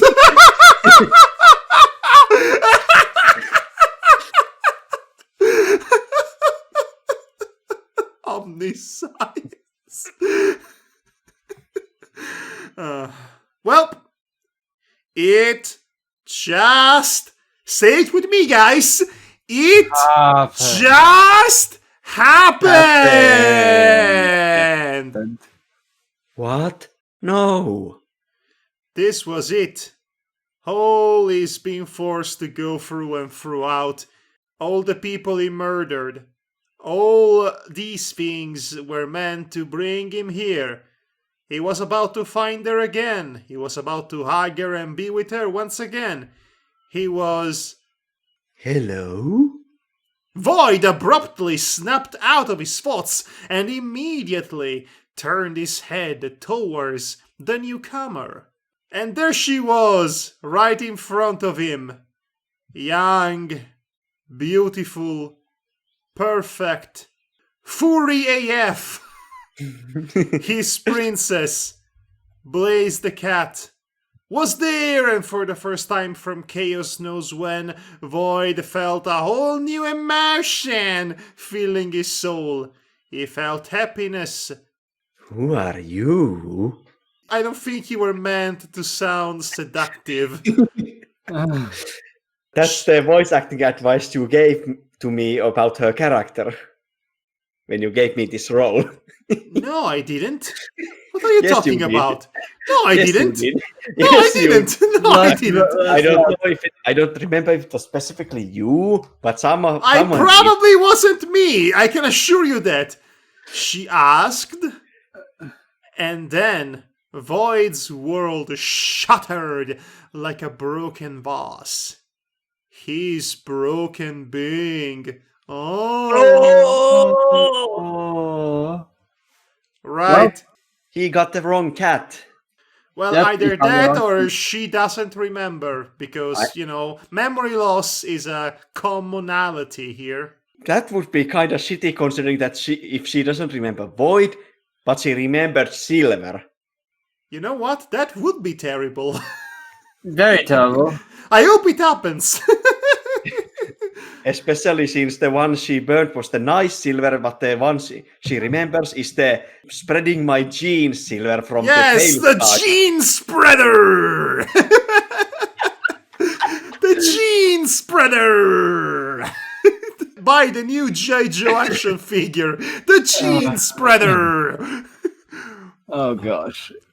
Uh, Okay. And the final chapter. yes, how long is this? It's too long! It's too damn long! You think so? Do you want to go for it, or you just No, want... go, go, go, go, go! Go, go, go, go, go, go! Okay, I'll start.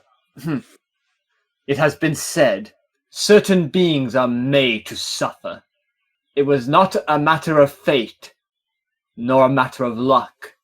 What happened to helping him find his love and were- happiness? You there were- promised us in the first chapter. There were things that, no matter the odds, no matter the probabilities, they would just keep happening. The They would, definition of insanity, you mean? they would just keep incoming. And they Keep- won't stop coming, and they won't stop Won't stop coming. coming, and won't stop coming. And they won't He stop had it. coming, and they won't stop coming. He had it coming. He had it coming. He had it coming.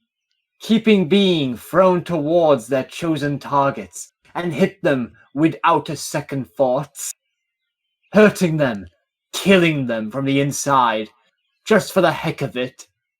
Certain characters happen to be in such a tight spot, and there's nothing they could do about it. Even though they would eventually escape from their miseries, the ominous, cursed shadows would engulf them no matter how far they would run, no matter how desperately they would fight. Sufferance shall always find its prey and unmercifully erode the void within their souls Title drop! to the point of no return. This is the point of Of no no return! To the point in which such hurtful soul would be pushed to get it over with, Yes, get over with it. to just rest, to sleep a while, to sleep forever, to stop the pain once and for all, to leave the great illusion of life and love, and to embrace death. Thanos, go back to MCU.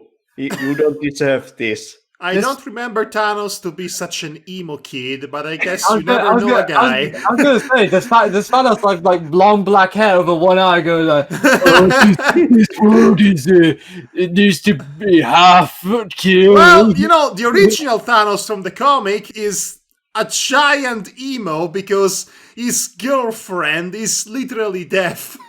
Yes, I know this. Which is great, honestly. Well, to be precise, he wants his Death to be his girlfriend, but Death has Oh! only eyes for Deadpool. Okay, that's fair. Also, I like this dichotomy because Deadpool is the child of the situation and Thanos is the incel.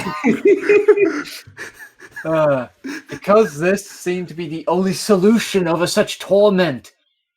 Because this seemed to be the only getaway from the merciless shadows. From the twisted torment of a broken heart. From the void within. Trademark. Void stood still on his spot, feeling all of this 100 times worse. Oh my, this is some major edgelording, let me tell you. He managed to find her. He managed to go through all of his pain and soul wounds. Soul wounds! He killed and almost got himself killed. Get Just- himself killed. Just for seeing her again, I don't care. Just for feeling her love again. And now that he finally found her, she didn't even recognize him. I know, and our life was better for it. Imagine that. Almost like this could be another version of her.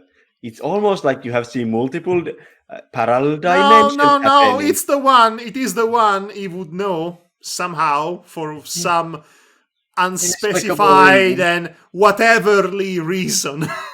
He suddenly felt the unmistakable noise of his heart breaking.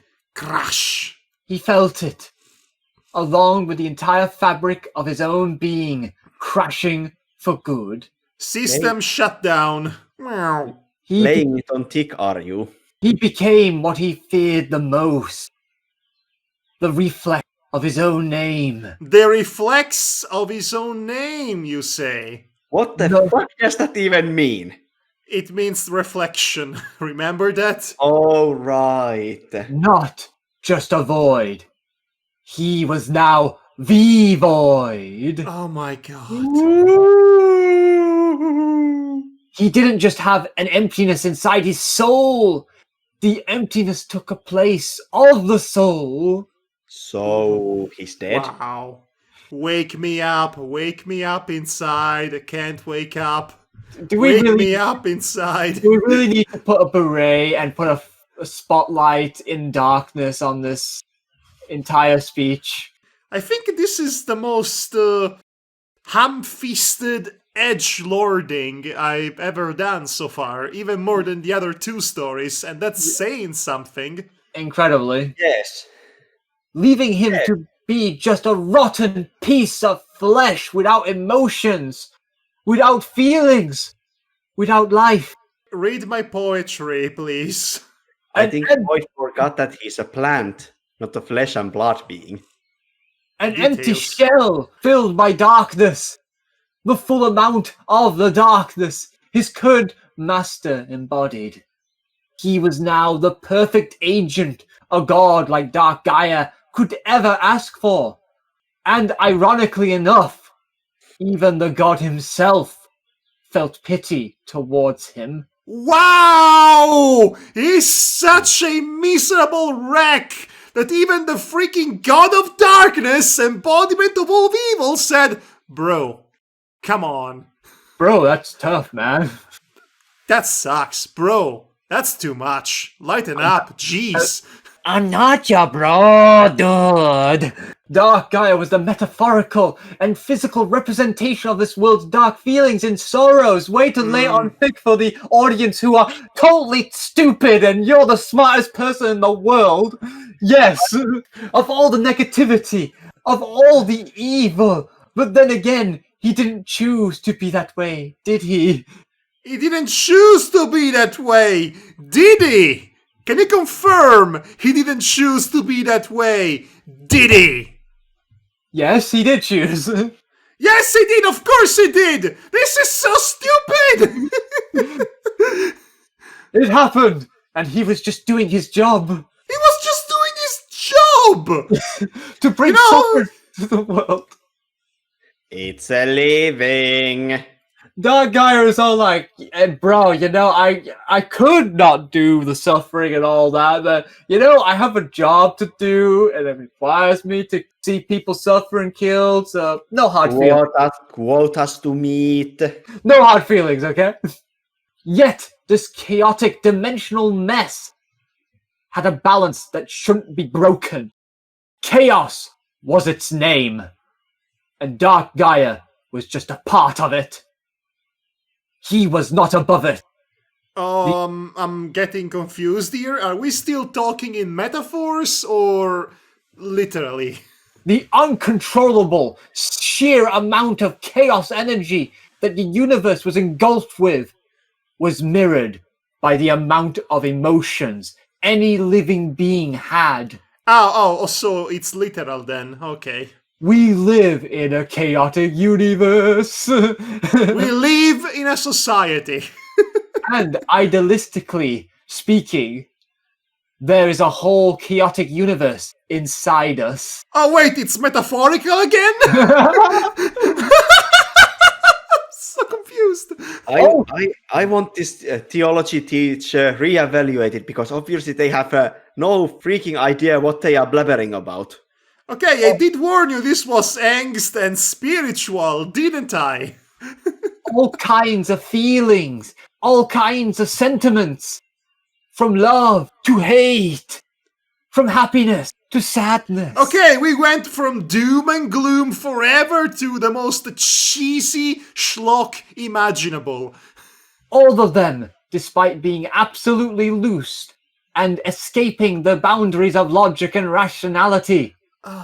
They were perfectly balanced. Oh. Simply, It didn't sound like that from your previous statements. it's like as if he doesn't realize that cause and effect is a thing. Well, I caused you pain, so wait. Simply because they would make an individual soul. They would make it a whole. A hole. Even the aforementioned emptiness was part of it. It was there to remind everybody that they owned a soul. We literally own the soul. We bought it at the black market for souls.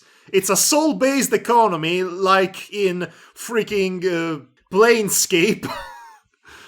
And therefore, due to the unbalanced balance of chaos, fuck you! You cannot have balance and be unbalanced. It doesn't work that way. How can you balance the unbalanced when it's balancing on the unbalanced scales? Oh shit, even the bar is breaking. Wow, I made the bar swear. That almost never happens. Wow, that was totally worth it. That made my night. You cannot do this! I did! And Espu did! And he just did.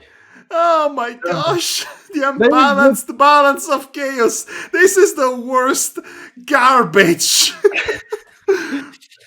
It went from being redundant to being utterly incomprehensible bullshit. I mean, Void did say that this is all bullshit. That was your one and only clue.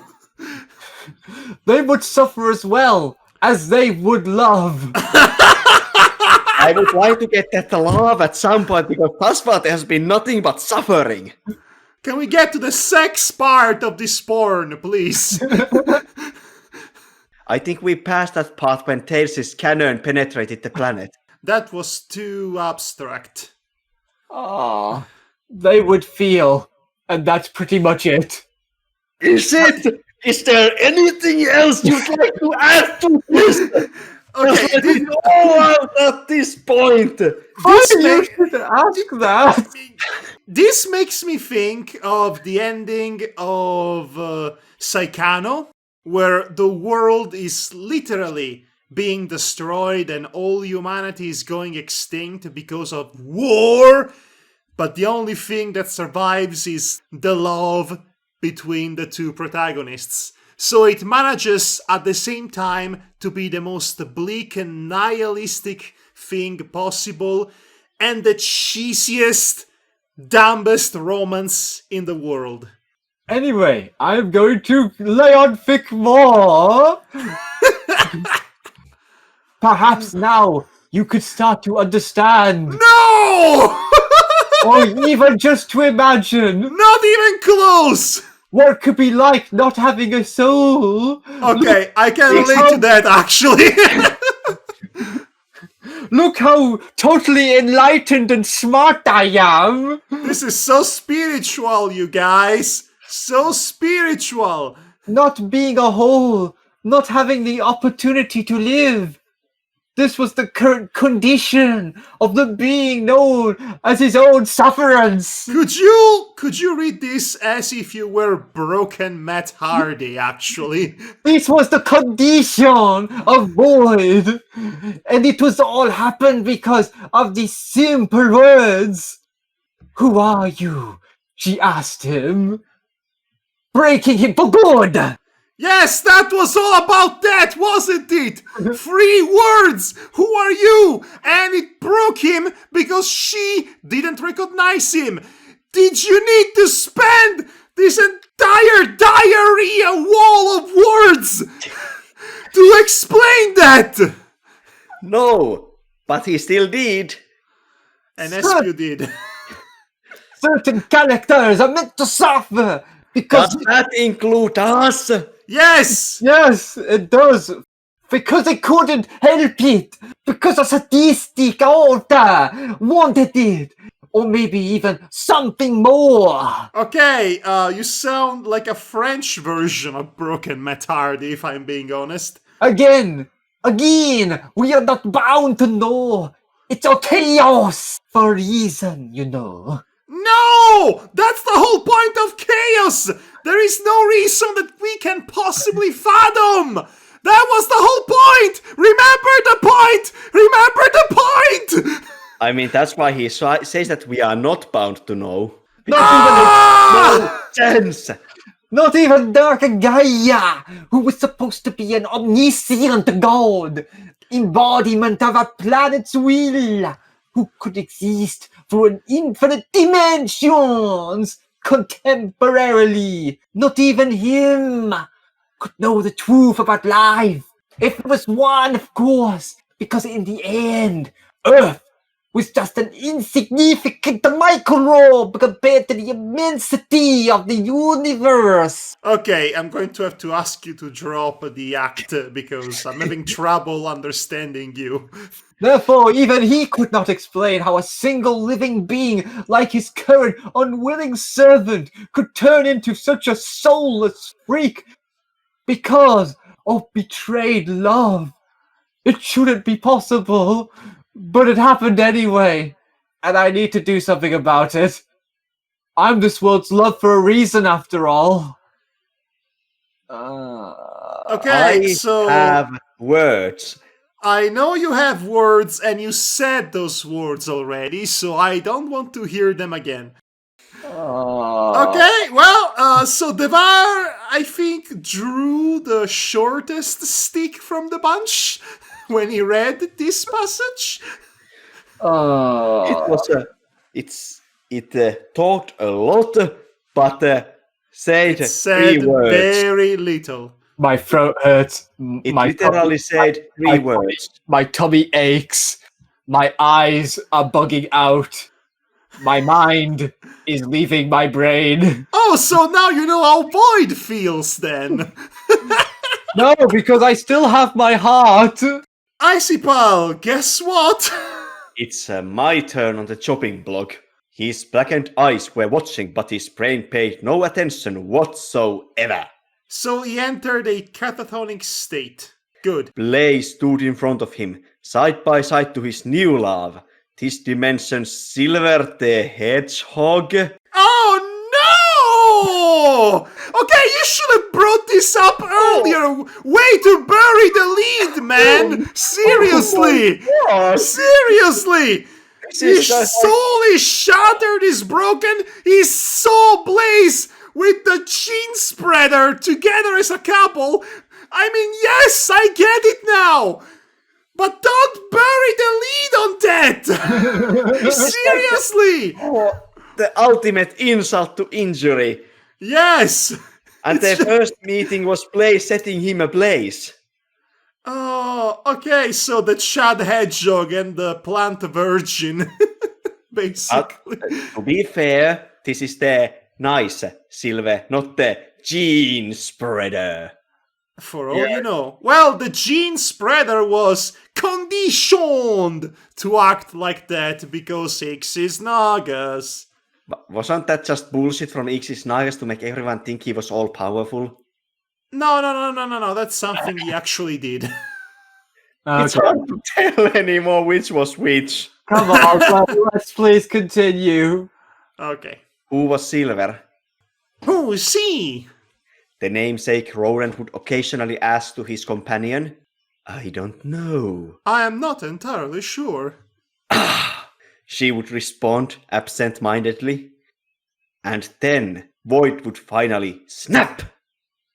And the hollow space that once was his soul started to be filled with pure will of destruction. Something that went beyond rage. Something that went beyond emotions themselves. Just pure, untainted lust for blood. In other words, is throwing a tantrum. Yes.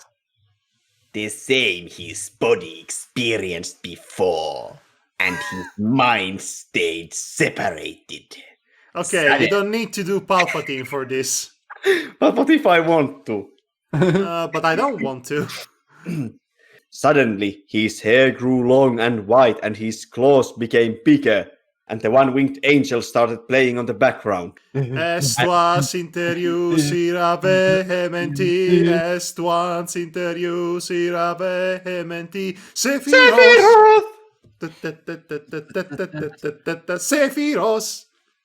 Okay. And his dark, fallen angel-like form. Oh my god!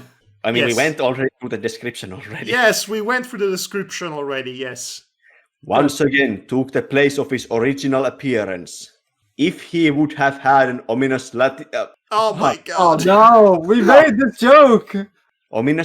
theme song, he would have looked like the other powerful final boss of an RPG video game. Way to ruin the seriousness of the moment there. Without any hesitation, without any feeling whatsoever, he attacked. He broke the bones. He spilled the blood. He killed them. Oh wow, okay, sure. Way to go, way to deal with anger issues, Void. That's the way to go. And the now unrecognizable and mutilated corpses of two Mobians stood on the ground. Their blood was all over him, and so there came the scream.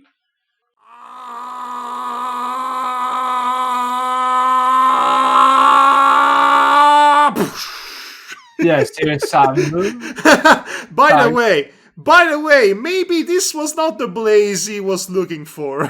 Come to think of it. This is not the Place place you are looking for. And this already doomed world shattered and collapsed into pure nothingness by the strength of it. The nothingness everything came from. The nothingness everything shall return to. The nothingness he had inside. He stood alone, suspended in nowhere. He was back at his normal form. His hair were once again green and pointed, and his hands were smaller. And the inside of his being mirrored the surroundings he was engulfed in. Nothing mattered anymore. Nothing was important. When he's been stripped by the chance of feeling, he became this hollow shell, this hollow knight, this phantom without consistence, this shadow of his former life. He seemed to be fine with that. At least now the sorrow was over and he could finally sleep a while. Sleep forever. Alone. This is not happening! Yeah, this is happening! This is not going to happen. This is not going to happen, says the narrator, I guess. Again, we're having this moment again! We're having this moment again! Let's just continue.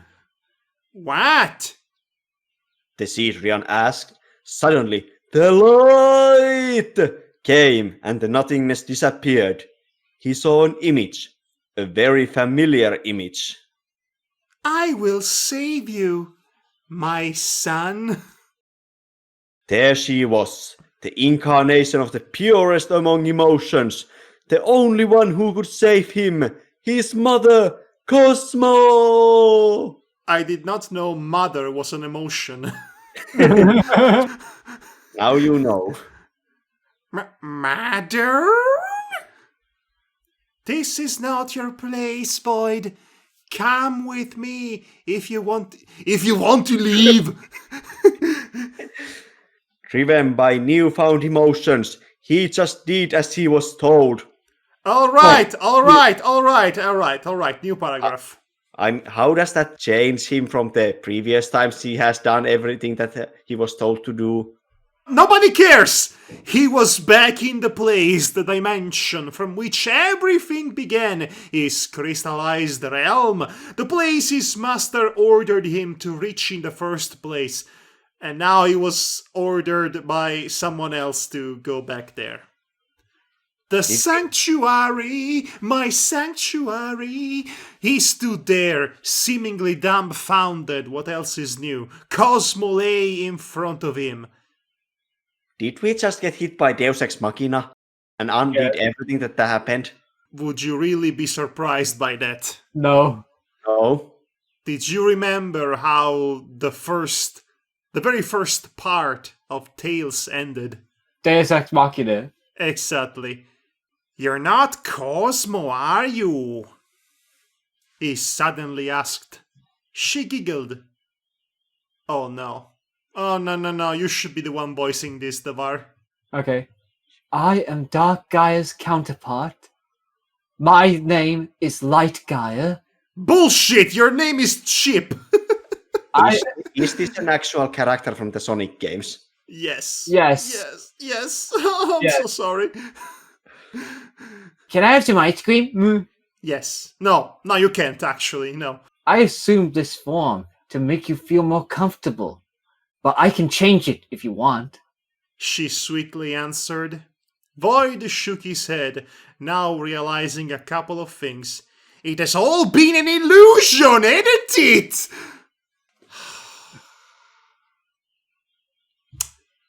Okay. Yes. Let's finish his line. My voyage through other dimensions, the loss of my memories, the meeting with the tales and all. I've never left this dimension in the first place, right? That means I didn't kill anybody. I'm actually a good guy. So, no consequences, huh? No consequences for this guy. It was all literally pointless. She lowered her head in defeat. You've regained your memories, huh? I remember everything, he abruptly replied. She sighed. Why? Why did you put me through this hell? Why torturing my soul to the point of a breakdown? A dance breakdown? Why all this charade? Why me? He demanded to know, his namesake eyes showing a reasonable amount of rage. Because the author wanted it, and we just played our roles. Why did he want it? I don't know. And I'm fairly sure of the fact that he didn't know either. I can believe that. Understatement of the millennium. Oh, is this a confession that you as an author had no idea what you were doing and you decided to just write for the heck of it with no clear goals in mind? Well, it's not so much as a confession as it is a reaffirmation of everything you already know about this story since the beginning. Yes, it was a waste of time. It was always a waste of time. It was presented as a waste of time. There was never a moment in which this was not a waste of time. Let's just continue. Void tilted his head, clearly confused. So the truth is, I've been the puppet for some blasted writer? He said. Anger was showed in his expression. How does that change from the fact you've been puppet to some blasted Ixis Norgos and some blasted Dark Gaia and... well, that's about it. Not exactly. I guess that in some deranged way, he was testing himself. Through your pain, he tried to discover himself, you could say. To mature as a person and as an author. Or maybe he just did it for the sadistic fun of it. All this dirty laundry of past Madhog brought forth. Light Gaia took a long breath before adding, After all, even gods are not above the chaos they created. Even my brother and I are not above it. We were born with this planet. We did not create it. We were part of the chaos, and the author is part of it too. In other words, to put it bluntly, and that's that. Okay, you cut off exactly 3 times in the last 10 seconds, but you know what? I don't even care. Void seemed even more confused right now. I don't understand. Exactly. Exactly, that's the point. She That is pointed a out. perfect quote to explain his entire Void saga. Yes. I don't understand exactly. Yes, that is the quote that defines the fiction. Void crossed his arms. So what do I do now? It seems that I have no free will at all. That's a bother. That's a bummer. Or perhaps it's your sheer determination that saved you from that tragic fate. Since the author couldn't find the further strength to torture you even more. Nobody's flawless after all. At this Void's face lightened up. There should be a comma. Well, whatever. So, I'm going to have a happy ending? In more ways than one. Light Gaia frowned. Not exactly. Look. Light Gaia pointed towards the direction of a very familiar ice coffin.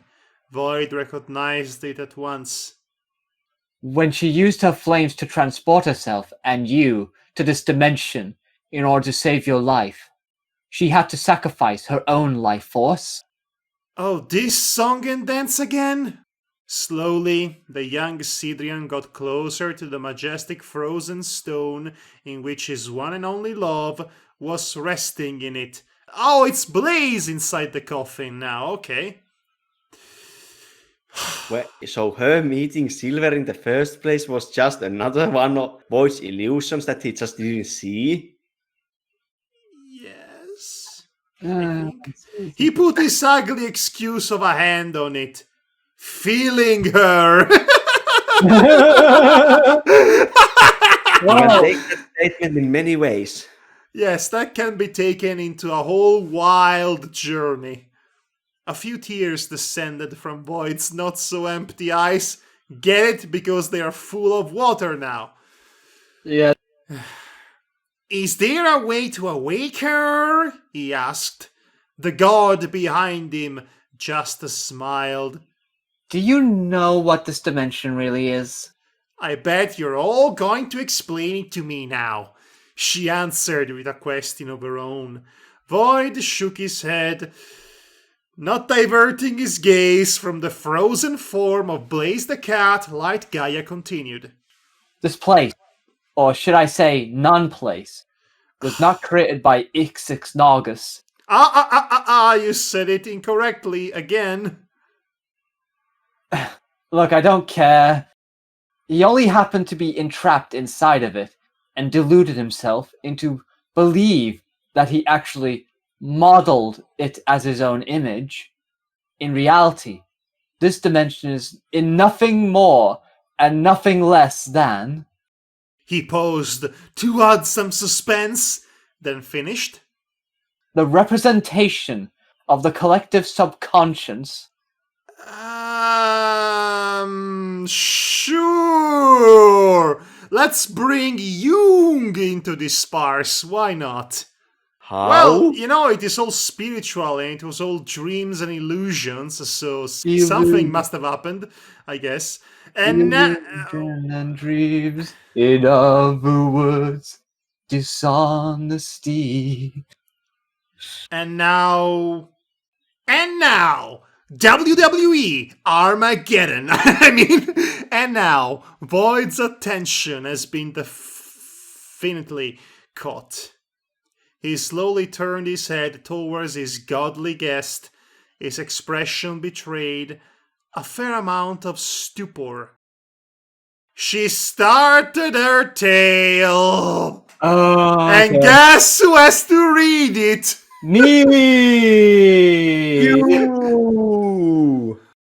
Just like all universes, Chaos's energy needs the Master Emerald to maintain their chaotic balance. All living beings, emotions, dreams, thoughts, and ideas, all of them need a place in which they could be collected, to be created, and released in their minds and souls of newly born beings, ready to commence their new lives. This place is what makes us all similar yet unique at the same time. It was born with the very first thought, and grown ever since, and all thanks to a powerful, mysterious god gem known as the Precious Stone. The what now? Excuse me? Excuse you? What? What the hell? What the hell is is the precious stone? The master emerald of everyone's dreams, the controller of the chaos within our soul, which is the mirror image of the universe's chaos. There are infinite dimensions, words among other worlds, and people whose dreams, who wishes, whose love, who would suffer, people who feel, and all of them who are linked to this place, I should say non-place, so one place in which everyone's mind and soul are equal, yet different at the same time. You have known this dimension as sanctuary, but we know it as another name.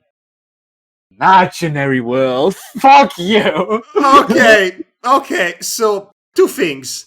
First of all, amazingly, outstandingly, you did not cut a single time while you were fast reading the entire paragraph. And secondly, this is setting up the next bunch of stories in this spin-off saga. And yes, I am recontextualizing the setting for Sonic Shuffle, baby.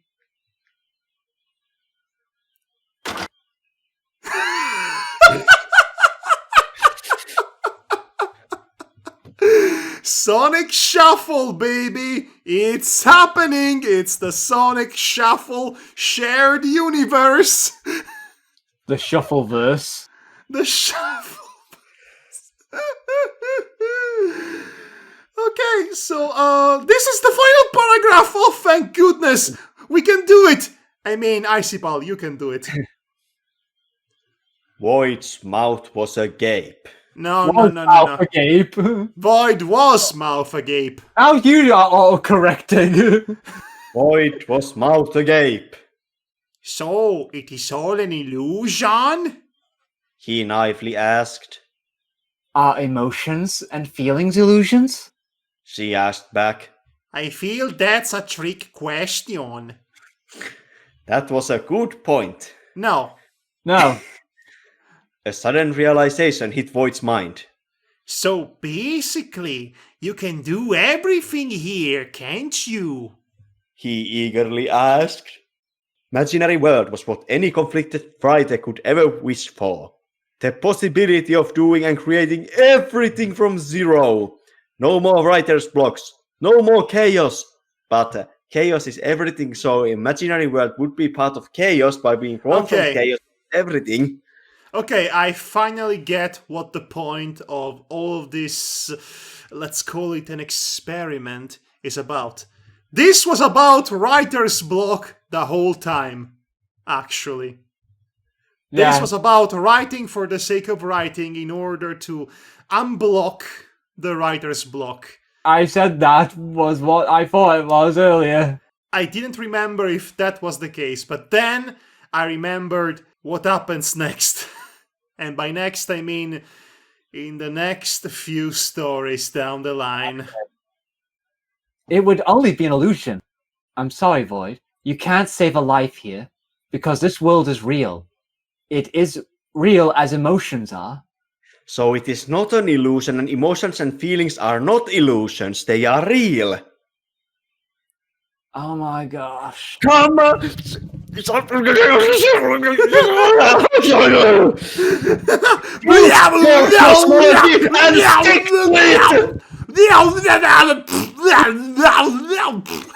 I want to summon the reason to care, but I just don't. Because there was no logic to begin with. There was no foundation. There was nothing.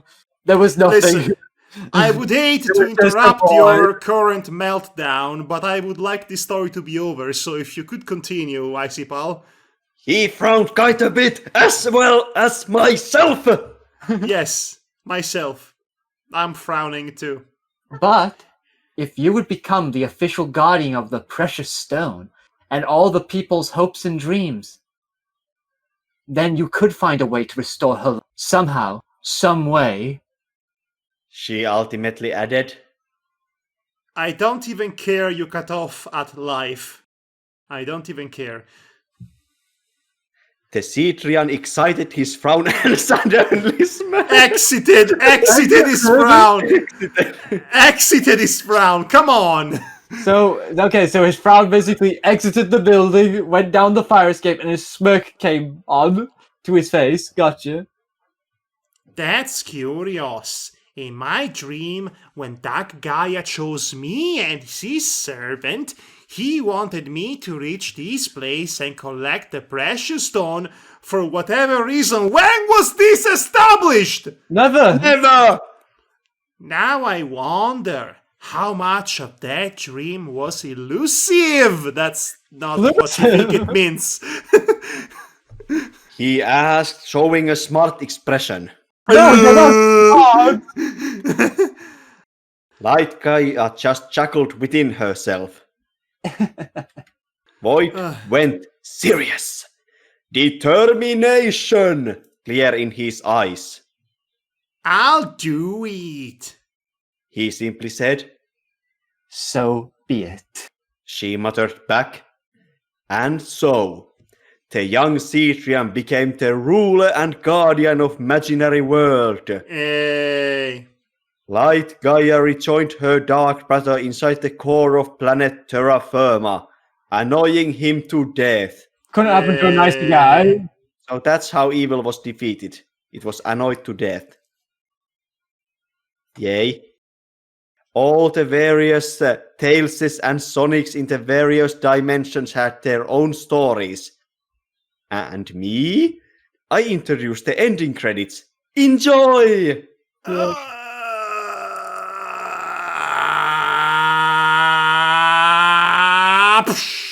Wait, there's more. Yes, there's more. This is happening during the so-called end credits, which again, it's the song Burn by The Cure. And so it began. Void's rulership over this world. He would feel all the wonderful feelings and emotions that would occasionally come to him, and to the majestic giant purple stone beside him, and yet he would also suffer because of her, and in doing so he would remember that he was alive, that he had a soul, and reinforced by such strength, he would burn inside with passion and hope. Burn me up inside. And so he would dream, he would see her, he would dream of the two of them, one day finally reunited. He would feel the urge to scream her name, and so he did! Oh, please! And again, he would fell alive, be doing so. I'm just giving up. That's me giving up. Yeah, it's And he would dream every night. 'Cause every night, somehow knowing that their moment would arrive, despite the adversities of life.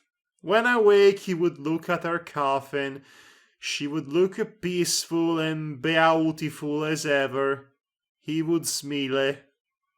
And there he stood, and there he would be, to remember to everybody who would ever dream or fail, or be killed. That they were alive, and they had a soul, that they could love, as well as they could suffer, because he was the void that lay inside our souls. He was the inevitable emptiness caused by the so-called negative, yet useful emotions, and this was a prequel to Inside Out all along. Why are you giving us the word up at the end of the story?